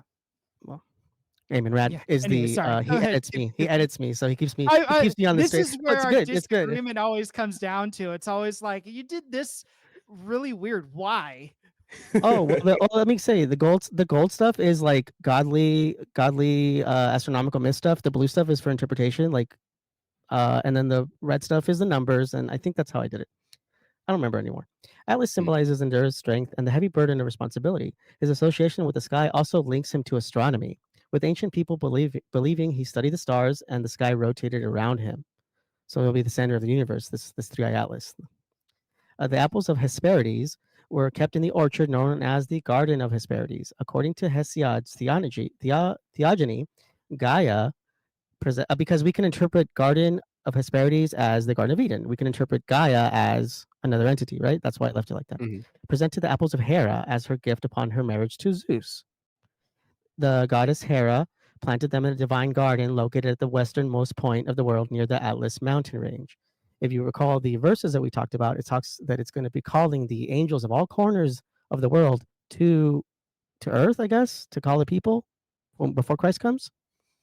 So to me, there's some kind of parable here, either recreating it with astrotheology or something. I don't know what they're doing to the modern man, but this is why they named it, I think, Three-Eye Atlas. I'll leave it up to interpretation. I'll leave it up to interpretation for you guys. This is just this SCP stuff. In case we couldn't watch the video, these are all the data points on the SCP stuff. So it's kind of you guys saw the video though, so you guys have seen this. But if you wanted to, this is all for the sources. And then last edited October 20th, 2022. So this is pretty old, I think, right? At 13:55 in the morning. So this is where it gets into the nitty-gritty. And it stops being fun because up until this point it was just conjecture, but then we went to look for the science that would back up the number coding that we found. We found all the patents that are coded with 8293 that related to psionics and the mind control. Directed energy weapon target individual patents, US 3393279. Listening and incorporated allows information to be remotely conveyed to subject via electromagnetic waves. That's exactly what we just watched on that SCP thing. And there was something else that came up recently about this sort of a thing. But yeah, we're talking sort of voice to skull technology or voice of God technology, or but all of this sort of there it is, voice to skull. Yeah. And it's more than that. The first episode we did, me and Subliminal of Disagree to Agree, we watched a video where not only can they remotely send voices to you, they can remotely shut down sections of your brain. They can remotely make you fall asleep. They can remotely make you paralyze you. They don't need to be in the room. There's nothing there. You don't need a chip planted in your brain for them to remotely influence your emotions. Yeah, this is exactly what we've been researching lately when we were talking to Austin, and he's talking about that patent for the technology to emit a frequency through a house phone, right, and to put an individual in a catatonic state that's like sub-programming, like when they're open to suggestibility or things of that nature. Oh, look at it. They're saying that this is even beyond that though. Well, because I'm sure that was years ago. Now you got to pick up a phone then. Yeah. Yeah. Right. So now you don't need to pick up the phone. They could beam that frequency down to you from a satellite in the sky. Yeah, well, what we were talking about is that's Project Artichoke, 1953 stuff. So yeah, so 53. By now they've refined it. Yeah, 53. Yeah, there you go. 1953, 953. Come on, it's ridiculous. It's absurd. It's like they want us to find it. So voice to skull, the frequency they use is 3,500 hertz. The directed energy weapon. Can I ask you something? This is what's on my mind. I know like all things are possible, right? But of the population that's capable of like high level critical thinking and scrutinizing and their own kind of research, things like this, could it be that this would be an apt solution to deceive those people? You have to leave breadcrumbs. I'm not saying they don't have access to this sort of technology, but when we get into this gets really like kind of dark, right? And then it gives them this air of omnipotent, omnipresent, all-knowing, all-powerful kind of which I am hesitant to attribute to anybody. But still, I recognize that this sort of technology exists. But could this not be the same way I think QAnon was there for the, I don't want to call these people stupid, people that believed QAnon. I think they're actually a cut above the average moron. You know, you don't have to worry too much about the lemmings who are just asleep and will, you know, step left, step right when you tell them to. That programming that controls, let's say, the left, is already there. That's through whatever, Netflix and all that. You have to account for the people above them, and then what percentage of the population, a very small percentage of the population that's capable of high level critical thinking. We call them conspiracy theorists. That's a terminology coined to dismiss anybody looking into the JFK assassination. Remove that, and what are you left with? High level skeptical critical thinkers. You find this. Is there any room in your thoughts that this could be that? Because if you can convince people of this sort of thing, what if something does happen? What if, let's say, what if Jesus returns and speaks? And then what? The people that are capable of high-level critical thinking go, U.S. patent 339-3279, voice to skull technology. This is what's happening. You know what I mean? Like that. Yeah. All right. This directly leads to the huge question I had, and I had been saving up for you guys, and I think I'm going to drop it now. Well, hold on, wait, don't stop it now because Top just left to go make a pee. Yeah, Top took off. Oh, all right. But okay, so hold that let's thought. Just I can say kick that something. around a I little can bit add though. something. Is this something that you've entertained in your own mind? Yeah. I think I don't think my answer is the same as Eamon's. I think my answer is you got to put discernment, all your skill points into discernment right now. Yeah, dude, that's kind of how all you I'm can do. feeling because I've said it on the show before. It's like we're moving into a space, let's just say with AI in general, like AI, everything is so hard to tell if it's real. You look at the Charlie Kirk assassination, and even that is got a certain amount of wiggle room for interpretation. I believe that he was shot, but I don't begrudge people that are like, is that even really what happened here? Because everything is so hard to pin down where the truth is. And I think going forward, the only thing that you have on your side as reality becomes so, you know, shout out to Shane Cashman, this idea of post-reality becomes so distorted and so manipulated and so fabricated. Really, all you might have in your corner is discernment, is the Holy Spirit, because you're going to need something almost supernatural to be able to cut through what technology can do. Yeah. Absolutely, dude. Because I mean, they're yeah. go ahead, Eamon. Go ahead, dude. I have a lot to say, sir. Charlie Kirk thing in particular, and it's like you probably noticed it immediately too. But like the courtyard's in the shape of a menorah. It's in the shape of the damn candle, right? And he's the centerpiece, the first ultimate sacrifice And, to start. And Raven, let me say, before we finish the presentation, you're right on top of this. Whether you're looking at it or not, I think you're right on the ball too. So you're right there. It's weird times, man, because I find myself unable to say anything for certain. You know, I've been advocating for people just not really. It's like it almost doesn't matter who killed Charlie Kirk, and I know that'll upset people. But what really matters right now is which way the lemmings are moving. And if you find yourself moving in the same direction as the lemmings, you need to stop and reassess. And so the only advice that I've been giving, and I don't even know if it's good advice because I understand that the things that are ailing us are statistical facts. But even when you know, like Sam Hyde makes this video, and I find it very difficult to disagree with Sam Hyde in this video. He's talking about, you know, get a gun, protect yourself, protect your family. These people think it's funny when you die. And it's like, it's all of that is true. But I think the one thing that is kind of almost at the core of all of my decision making is the crowd. What is the crowd doing? I can't do what the crowd is doing.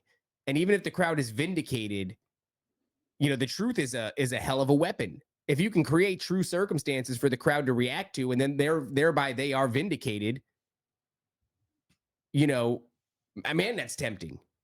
Man, it's tempting to go in that direction. So I don't even know if I'm giving people the direct. I'm just telling you like what I feel, what I would do. Not that I'm a source of anything that anybody should do, you know. But in these kind of insane times, it's like I feel compelled to say it. It's like, look at the crowd, man. It doesn't matter who killed Charlie Kirk. What matters is the fallout. What matters are the things, the domino pieces that start to fall because of the death of Charlie Kirk, and you need to make sure that you're not moving in a way that feels very much like some unseen hand is guiding you in that way. I see you've moved over here, King James 21st century. What are we looking at here? Oh, just to get our eyes off of the sad stuff for a second. Oh, okay, Just okay. until- yeah, What do just you guys think about that though? This idea of like, even though it's a vindicated cause, maybe you shouldn't be moving in that direction. Aemon? It's tough, you know. When I think about it, and ultimately I have to agree with you. Yeah, like who killed Charlie Kirk really doesn't matter, but I will say it really does matter to the person who is right now in custody for it. I'm saying it really does matter to that person. It really does matter that his entire family and it seems like his entire support group pulled the rug out from under him. I know it wasn't. I know in my heart, right? Like I guess my gut says it wasn't that guy. But again, like you're spot on. It's all about like discernment, and it's all about reading the crowd, right? Because they right now what they want to turn Charlie Kirk into is a martyr for Israel. They want to turn Charlie into a martyr for the political right. They want to turn him into a martyr for the conservative movement, and by all means, they have. Like now, like at this point, right? We get a whole bunch of Twitter posts and Instagram videos about these leftists who got fired from their job for acting a fool. Yeah, right? and it's you know, it's true. The top just returned. I think he was pooping. And apparently they have we've reached a point where they're going to ask an important question.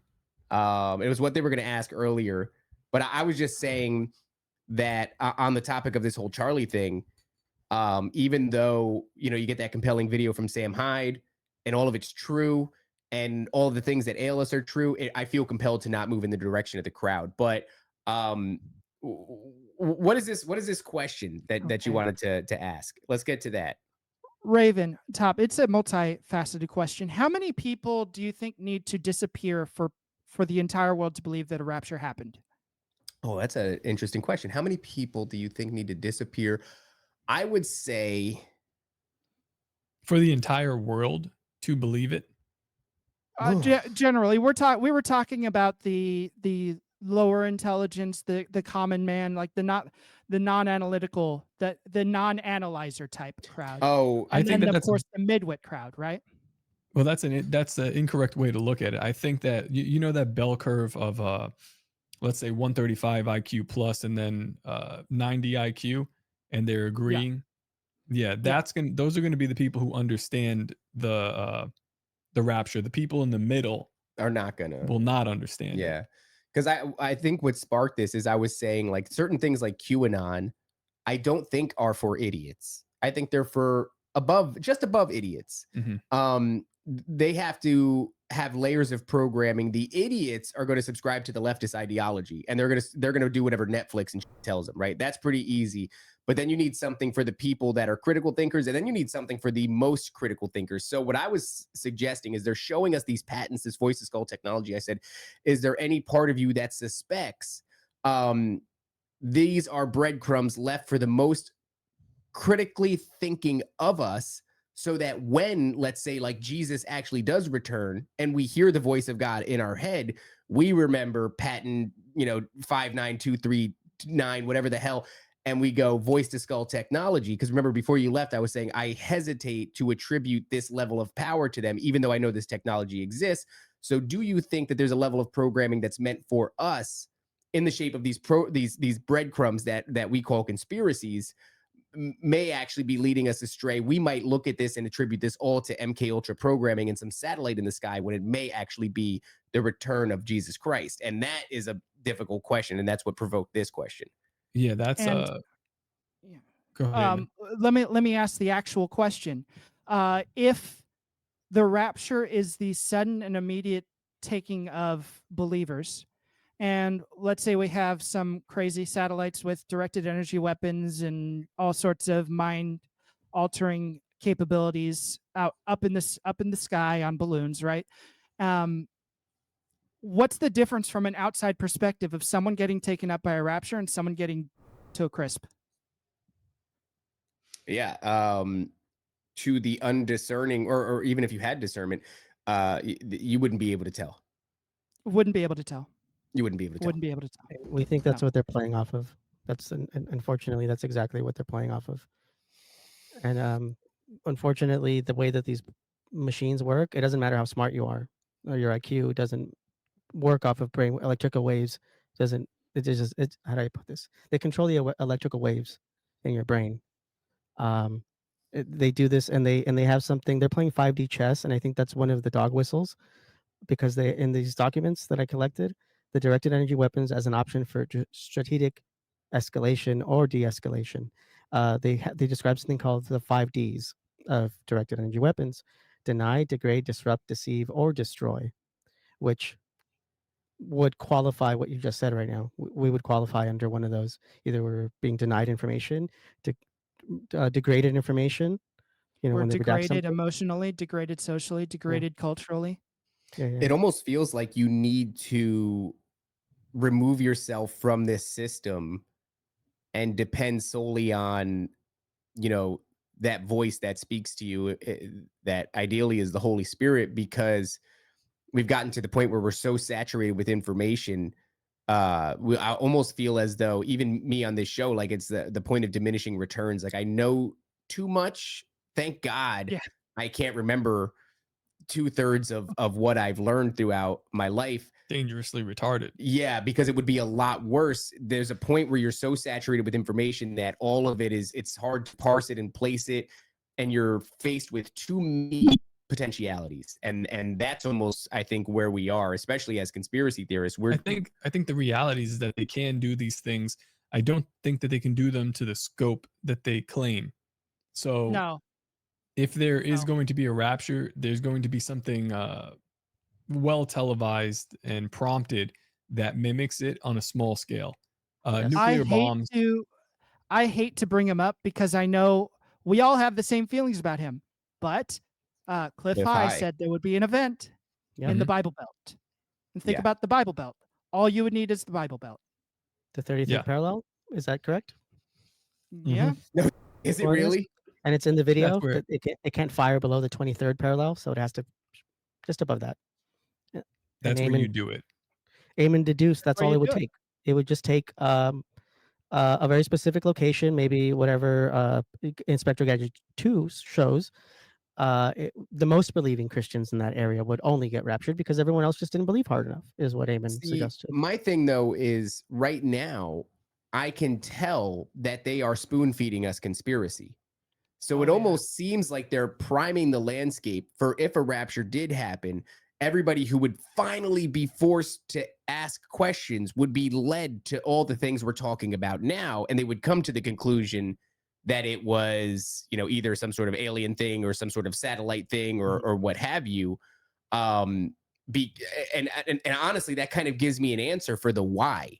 Why are we being spoon-fed conspiracies right now? I think to speak on that, the Bible Belt thing, where people will be confused on if they were left behind, if there was a rapture. It's if you don't see a sweeping totality of the entire world, and it's just like these things are just happening in pockets, we have to keep in mind about how these principalities and dominions work in localities. So they're going to be working in small spots, but not omnipotent, not all over the place. So I think if we see like small events happening, be aware be suspicious of what it is. Yeah, and honestly, if we're getting raptured, but it's only happening in the Bible Belt, like there are Christians, believing Christians in the Northeast, right? There are believing Christians in Canada. Yeah, if you could find it Downs, There's even a there's couple still in Down syndrome California. people. There's even a couple There's like in two or California. three. There's like 2 and 3 in California. So, I think that'll be a good indicator that maybe something actually is wrong, because Christians don't only exist in the Bible Belt. Good Christians don't only exist in the Bible Belt. Man, that is very. It's but now I'm just to the point where, like I said, I'm almost useless to people because I have too much knocking around in my head, and all I could tell you is like, don't go where the crowd goes. Right. Like you would think that I would have something intellectual or profound to say. I could regurgitate some information, as Eymon Rat often points out. I would do it factually incorrect. I would fudge all of the actual details of the thing.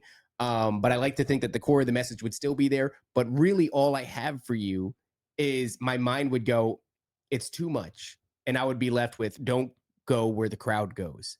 Go away from the direction that the people are moving in.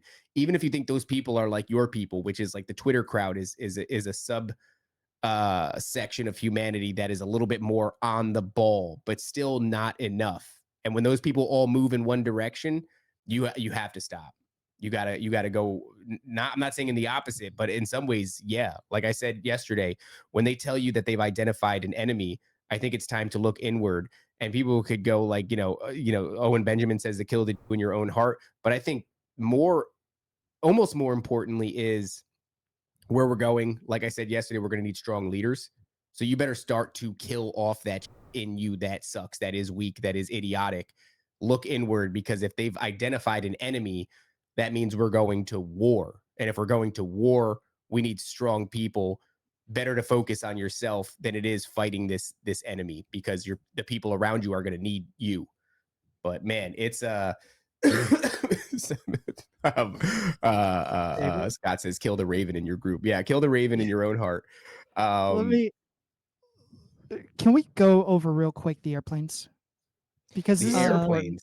Yeah, I have one final point. What he's talking about. Yeah, goes with what Raven's talking about. I can transition real quick if you want with what he's saying. Yeah, because I have one final point here. So if you could pull up the slides, the airplanes, because these are probably the most devastating in examples of this 329, 239, 623 being shown in real life. Okay, so this brings it to reality again. Yeah. On June 23rd, 623, 1985, a bomb exploded in Air India Flight 182 en route from Toronto to London, England, killing all 329 people aboard. Oh, come on. Most of them Canadians. To this day, the area that's not really good people. Then. Yeah, it's not really people. No. All right. They're still people. They still have souls, those Canadians. All right, fine. Shout out to Xerox. Air India bombing is the worst attack in Canadian history. In 2011, government announced. Right. All right. Wait, hold up, Eamon. This is important. All right. This one. They call it Canada's 9/11. They call it Canada's 9/11, and it kicked off the Kanishka project. This is the mass surveillance state project for Canada. So the same way we got the Patriot Act, they got the Kanishka project. So in that way, it really is Canada's 9/11. I'm sorry. I'm so excited right now. Mm-hmm. So until they $10 million initiative, the Kanishka project, which over 5 years invested. All right, that's the this is another event right here on the side. The tragedy air show in South Africa. Pilot dies.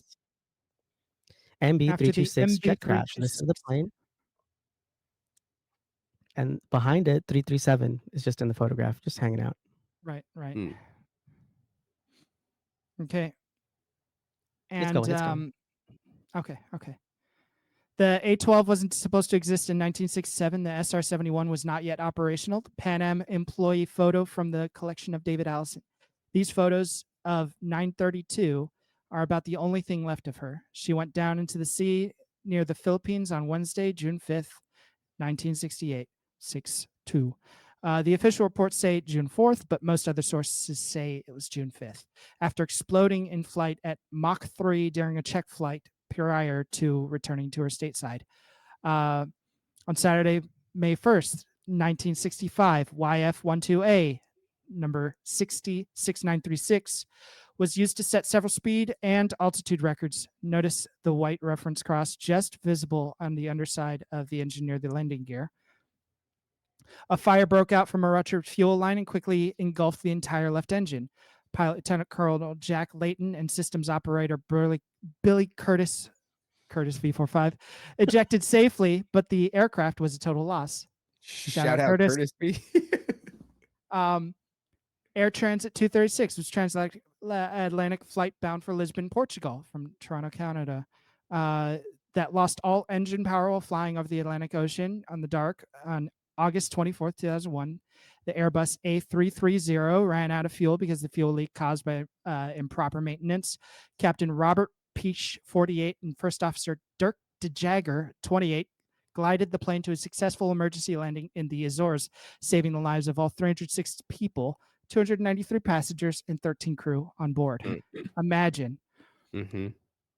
Flight 236 took off from Toronto at midnight 52 on Friday, August 24th, 2001. Local time was at 8:52. Bound for Lisbon, Portugal, with 293 passengers and 13 crew on board. The flight was flown by Captain Robert Pish, who had 16,800 hours of flight experience, 796 of them on the Airbus A330, and First Officer Dirk de Jager, who had 4,800 flight hours, including 386 hours on the Airbus A330. The weird thing is that, like, this is one of the few where the information of those two, the pilot and the co-pilot, is like all there on the Wikipedia page. It's on the Wikipedia page, like just prominently shown. All this stuff, I didn't really have to dig too hard. This was, like you said, left out there like breadcrumbs almost. This one was really weird. This one didn't go with the sequence right away, but I had to dig a little bit. Do you want to? Yeah, sure. Air Flight 1492 is a scheduled domestic passenger flight operated by Air Flight from Moscow, Sheremetyevo to Murmansk, Russia. I butchered that. On 5th of May 2019, the Sukhoi Superjet 100 aircraft operating the flight was climbing out when it was struck by lightning. Transponder code was changed to 7600 to indicate radio failure at 1509 UTC, 3:09 p.m. At subsequently to 7700 emergency at 3:26 UTC while on final approach. The aircraft stopped the climb at flight level 106 around 10,600 feet or 3,200 meters and was guided towards Sheremetyevo by ATC. Upon capturing the glide slope, the aircraft's weight was 43.5 tons or 43,500 kilograms or 96,000 pounds. 1.6 tons, 3,500 pounds. Over the max landing weight, the wind was blowing at 190 degrees at 30 knots, 35 miles per hour, 50-degree crosswind, and the speed stabilized at 155 knots. Aircraft made simultaneous ground contact with 3 landing gear legs 3,000 feet beyond the runway threshold at a speed of 158 knots, which is 293 kilometers per hour or 182 miles per hour, resulting in. Can I pause real quick? Just pause you. Sorry. Sorry, yeah, please. For a second. I'm so sorry. 182 and 218 is kill code. Shout out Donut. Donut is the master of codes, right? He taught us how to do this. So this is why this pops out to me. So I was able to, through what Donut shows the people how to do, how to pull this up. So thank you, Donut. Just real quick. And the 128 code is a kill code. You're going to see these codes, 128 codes and the 932 codes, or 911 codes and 932 codes, 8239 codes put together. And this article seems to be the evidence of it. Why they gave us so much information, I don't know. Sorry. Yeah. The pilot was employed by Airflight and had made the transition to SSJ 100 in 2016. The 36-year-old first officer Maxim Kuznetsov joined Airflight in 2017, held a commercial pilot license, and had 773 hours of flying experience, including 623 on the Superjet. Why they included that information, I don't know. It's very weird. Yeah, and this bizarre. Is where we scratch our heads and we don't know if this is, like right here, an act of God, like the lightning. They can't fake a lightning strike, could they? they could edit an article to have these facts, but this is a lot of physics that I don't know if you can fake. Yeah. So this is a Go on head to the- scratcher at this point. We didn't know what to make of this. Go on to the next one. Yeah. This one is the wildest one. Malaysia Airlines Flight 370, famous, infamous, especially in the conspiracy world, was an international flight. This. Yeah, there we go. Was an international flight operated by Malaysia Air that disappeared from radar on the 8th of March, 2014. While flying from Kuala Lumpur International Airport in Malaysia to its planned destination, Beijing. Cause of its disappearance has not been determined. It's widely regarded as the greatest mystery in aviation history and remains the single deadliest case of aircraft disappearance. Occupants, 239 people. 227 passengers, 12 crew members. These are also some other fun little number coincidences that we found. Real quick, because it made us think, because this turned out to be an international problem. It wasn't an American thing. It wasn't a Christian thing, because some of these places are not, obviously not in America. Some of these people are not believers of Christ. This is happening, it seems like, all over the place. It gets weirder and weirder and weirder. I had to stop it at a certain point so we can present something to you. But there's way more weird stuff.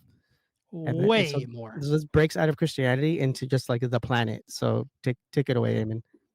So 329, Holy Day, Vedic is a Vedic holiday. 632 AD, Muhammad dies. CE, now remember we said the E is a 3 backwards, so CE 62, Pompeii erupts. There's the E2 nightclub tragedy. Monty Python, the Holy Grail takes place in 932 AD. There's a whole bunch of these things. What I'm getting at is essentially that. I don't know if you forgot.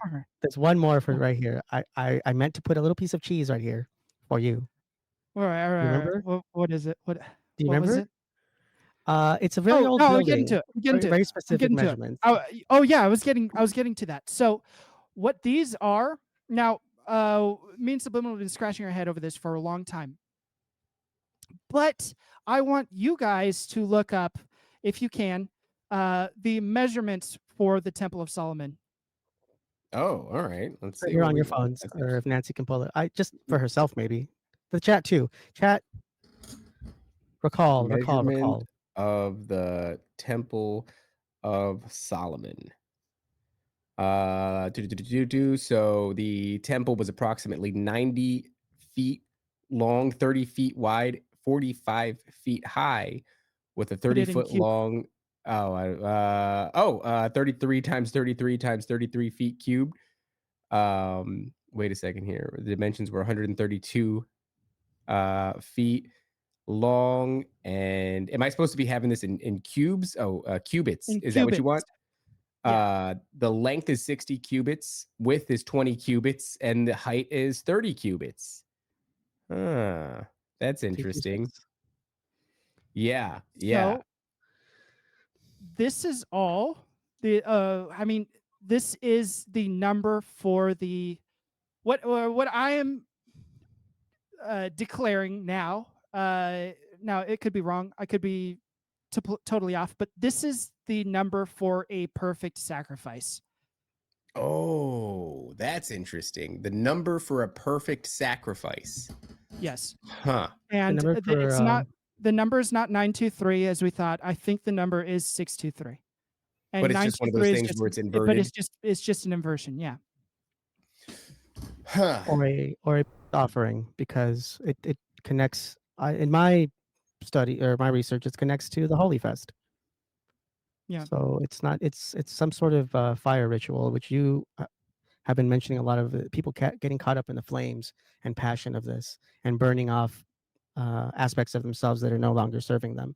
People getting fired from their job because of the sacrifice of Charlie Kirk. Yeah. People getting, a cleansing fire, essentially. I like the term Subliminal used the other day when regarding the Charlie Kirk event, calling it a flashpoint event. Yeah, or a turning point, right? I mean, that's turning point. Yeah, it's like an awakening. Let me ask you this, because we're at the 2-hour mark. We have another show coming up. We got to bring it in for a landing. And I know that you guys are kind of split a little bit on the nature of what I'm not asking you to make predictions. I'm certainly not asking you to say something is going to happen. That's always a kind of a fool's errand, I think. Yeah. But if we were going to have an event what would your money be on? Let's start with Subliminal. What do you think is going to happen? Just by the laws of this ritual, there has to be a fire before Holy Fest. The next Holy Fest is going to be something like March 12th or March 14th, something like that, 2026. So the idea would be, if this is all accurate and they have to do this, there will be some sort of another flashpoint event right before that Holy Fest, the Vedic festival of renewal, sacrifice, and balancing the scales, essentially. But we have had in the past, this date has come up and people have thought that it was going to be like the Feast of Trumpets, for example, like you guys said, has had several iterations of predictions surrounding it that haven't come to pass. So this could be that, but it does seem like they're putting all of their eggs in this basket. I guess the only basket they haven't put it in is like 2025 specifically, because that number doesn't seem to be part of the recurring code. This could be 9/23/25. The Rapture's next week. Well, yeah, I mean, we have this whole code. That's interesting. Okay. No. Thank you for the clarification. Okay, so Aemon Rat, you said earlier that you guys kind of differ a little bit. What do you think is likely going to happen if something were to happen? If something were to happen, well, see, me and Subliminal have a scheduled show next week on the 24th. It's either a victory lap or a cope sesh based on whether the rapture happens or not. I don't think the rapture will happen. I think there will be a man-made rapture, like I had described earlier. What's the, what if people get up? What if people disappear? What if people hallucinate the disappearance of many's? What if all these things? And if I were to make a prediction, I'm going to predict that nothing happens on Always the 23rd. On the 23rd, nothing at all. Not even a minor event that we'll be able to point to. Well, I mean, things are building up, and you can almost feel the crescendo societally, culturally. It's interesting you say that, because Sam Hyde in his video very cryptically, and I'm not attributing prophecy or even malice or some sort of hidden agenda to Sam Hyde, but he says the events that take place over the next 2 weeks are critical in deciding the decision of the country going forward. And I said, 2 weeks. That's a very odd time frame to put on things. Not that it really matters what Sam Hyde says, but So Charlie Kirk was assassinated on the 10th. In 2 weeks from the 10th will be the 24th. Right. Nothing will be the same. On the 24th, nothing will be the same. Nothing will be the same. Can I show the? So, maybe I'll take it back. Maybe something big will happen. But you think it would be a man-made rapture, not an authentic rapture? That's interesting. Yeah, I mean, who we were discussing with recently about all these numbers and signs. These numbers and signs are not from God. They're left. Oh, that was Brian. Yeah, they're left behind by people, by entities. So what we're looking at is their plan. It's their plan. It's with so this event coming up will not be an event from God, because these numbers were not left by God. They were left by man. They were left by entities that are in control of this domain currently. Well, that's certainly true, right? God's not putting it in The Simpsons. Yeah, God don't give a shit about The Simpsons. Yeah. So that's interesting. Subliminal has something else here. Sure. Well, I'll pull them up. The implication. The implication. I guess my far-reaching prediction and implication at this Artemis, because they keep predicting this stuff. This Artemis satellite that's supposed to be going around the moon. There's a little there's these little objects here. Please pause it. Yeah, there's a little object here between the moon and the Earth. That it's interesting that somebody in the chat kind of mentioned that they just announced this today. This Artemis mission.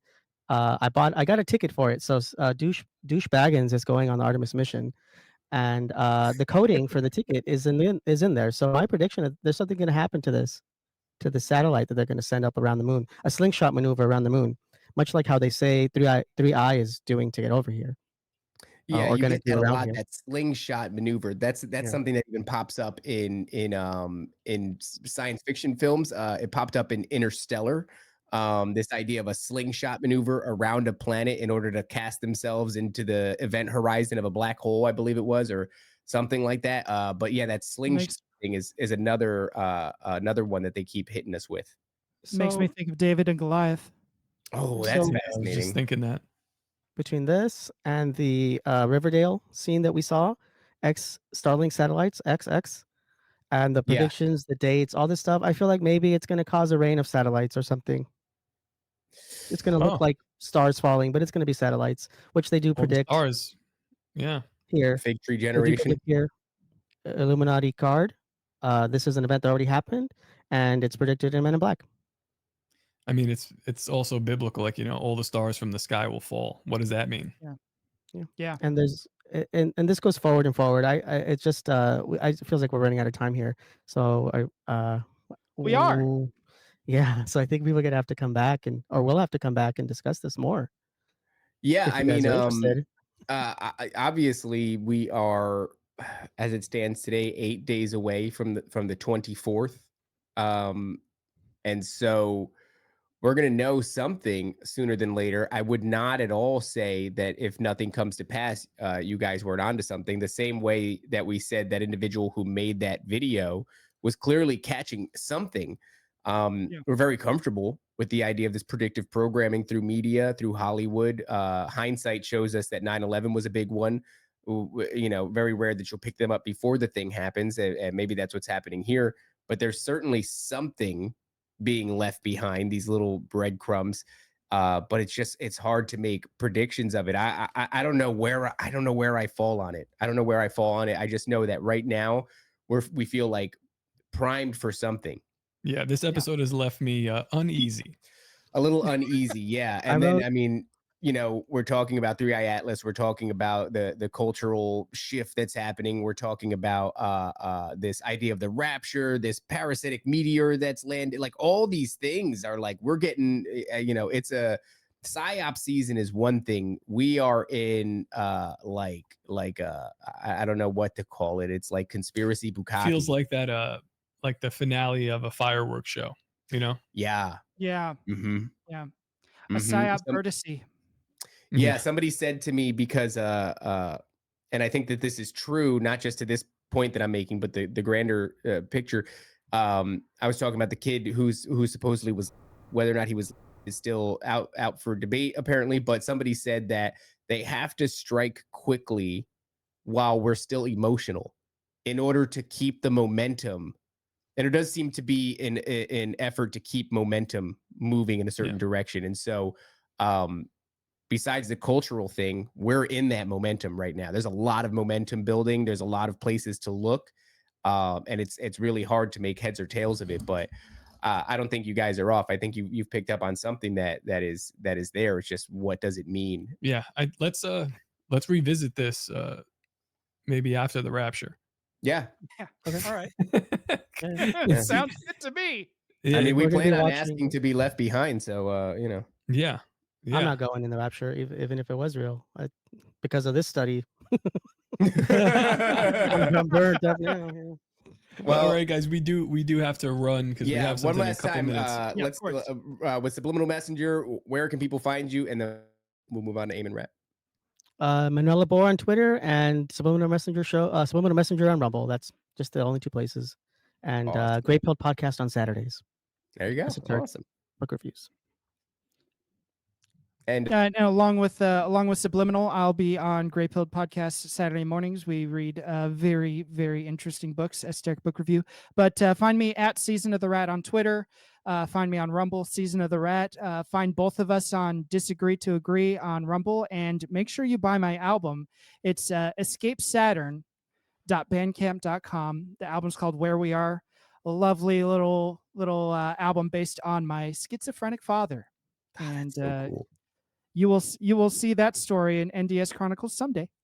I didn't know that it was about your schiz. I got to re-listen to the album now with that context. I didn't know it was about your schizophrenic dad. That's very cool. It's a banger of an album, by the way. Very, very good. Thank you. Excellent. Yeah, dude, guys, thanks for coming on. we're gonna revisit this. We'll revisit this because I said I've been left uneasy Yeah. with all of the numbers being thrown at me, and now we have to hop on another show and I assume be funny. I don't know. I'm shaking. Just I'm don't shaking hop to on my a plane with 9-2. Just don't hop on a plane with Oh my 923 on God. it. That's all Yeah, I can say. avoid planes with 923, avoid 623, avoid 239, 236. Avoid I'm all just that. gonna stuff. avoid going You're not going to outside for plane. the next 8 days. We won't do anything. We'll just chill here for a little while, guys. Thank you again. Thanks for being like. Oh wait, we forgot to ask them. Are you guys having fun? I am again Oh, now. Yeah, I am No, now. I know you're Yeah, I having was fun. I know you stressed, are. but this is. It feel a lot better now. Thank you. This information is so dark and it's so like it moves you to your core. Like, oh, have they been doing this to me for all this time and researching and digging into it, and then they're assassinating very public figures and all at the same time, and they're using those codes for that, and then you're like, oh, it feels bad. It feels bad. I was not having fun. I was not having fun for a little bit. Okay, all I am right. having Not fun gonna lie. now. All right. I'm Yeah, I having haven't fun been- now. The last week I haven't been having fun, but I intend to have more fun. We need to have more fun. So follow the show. We're gonna have more fun on the show going forward. That's true. That is. Yeah, But- we Yo, plan we to. gotta go. All right. We gotta go. All That's right. it. All right. All All right. right. See ya. Guys. Bye bye. Obey, submit, and comply. We'll see. The greatest hypnotist on planet Earth is a oblong box in the corner of the room. It is constantly telling us what to believe is real. You can persuade them that what they see with their eyes is what there is to see.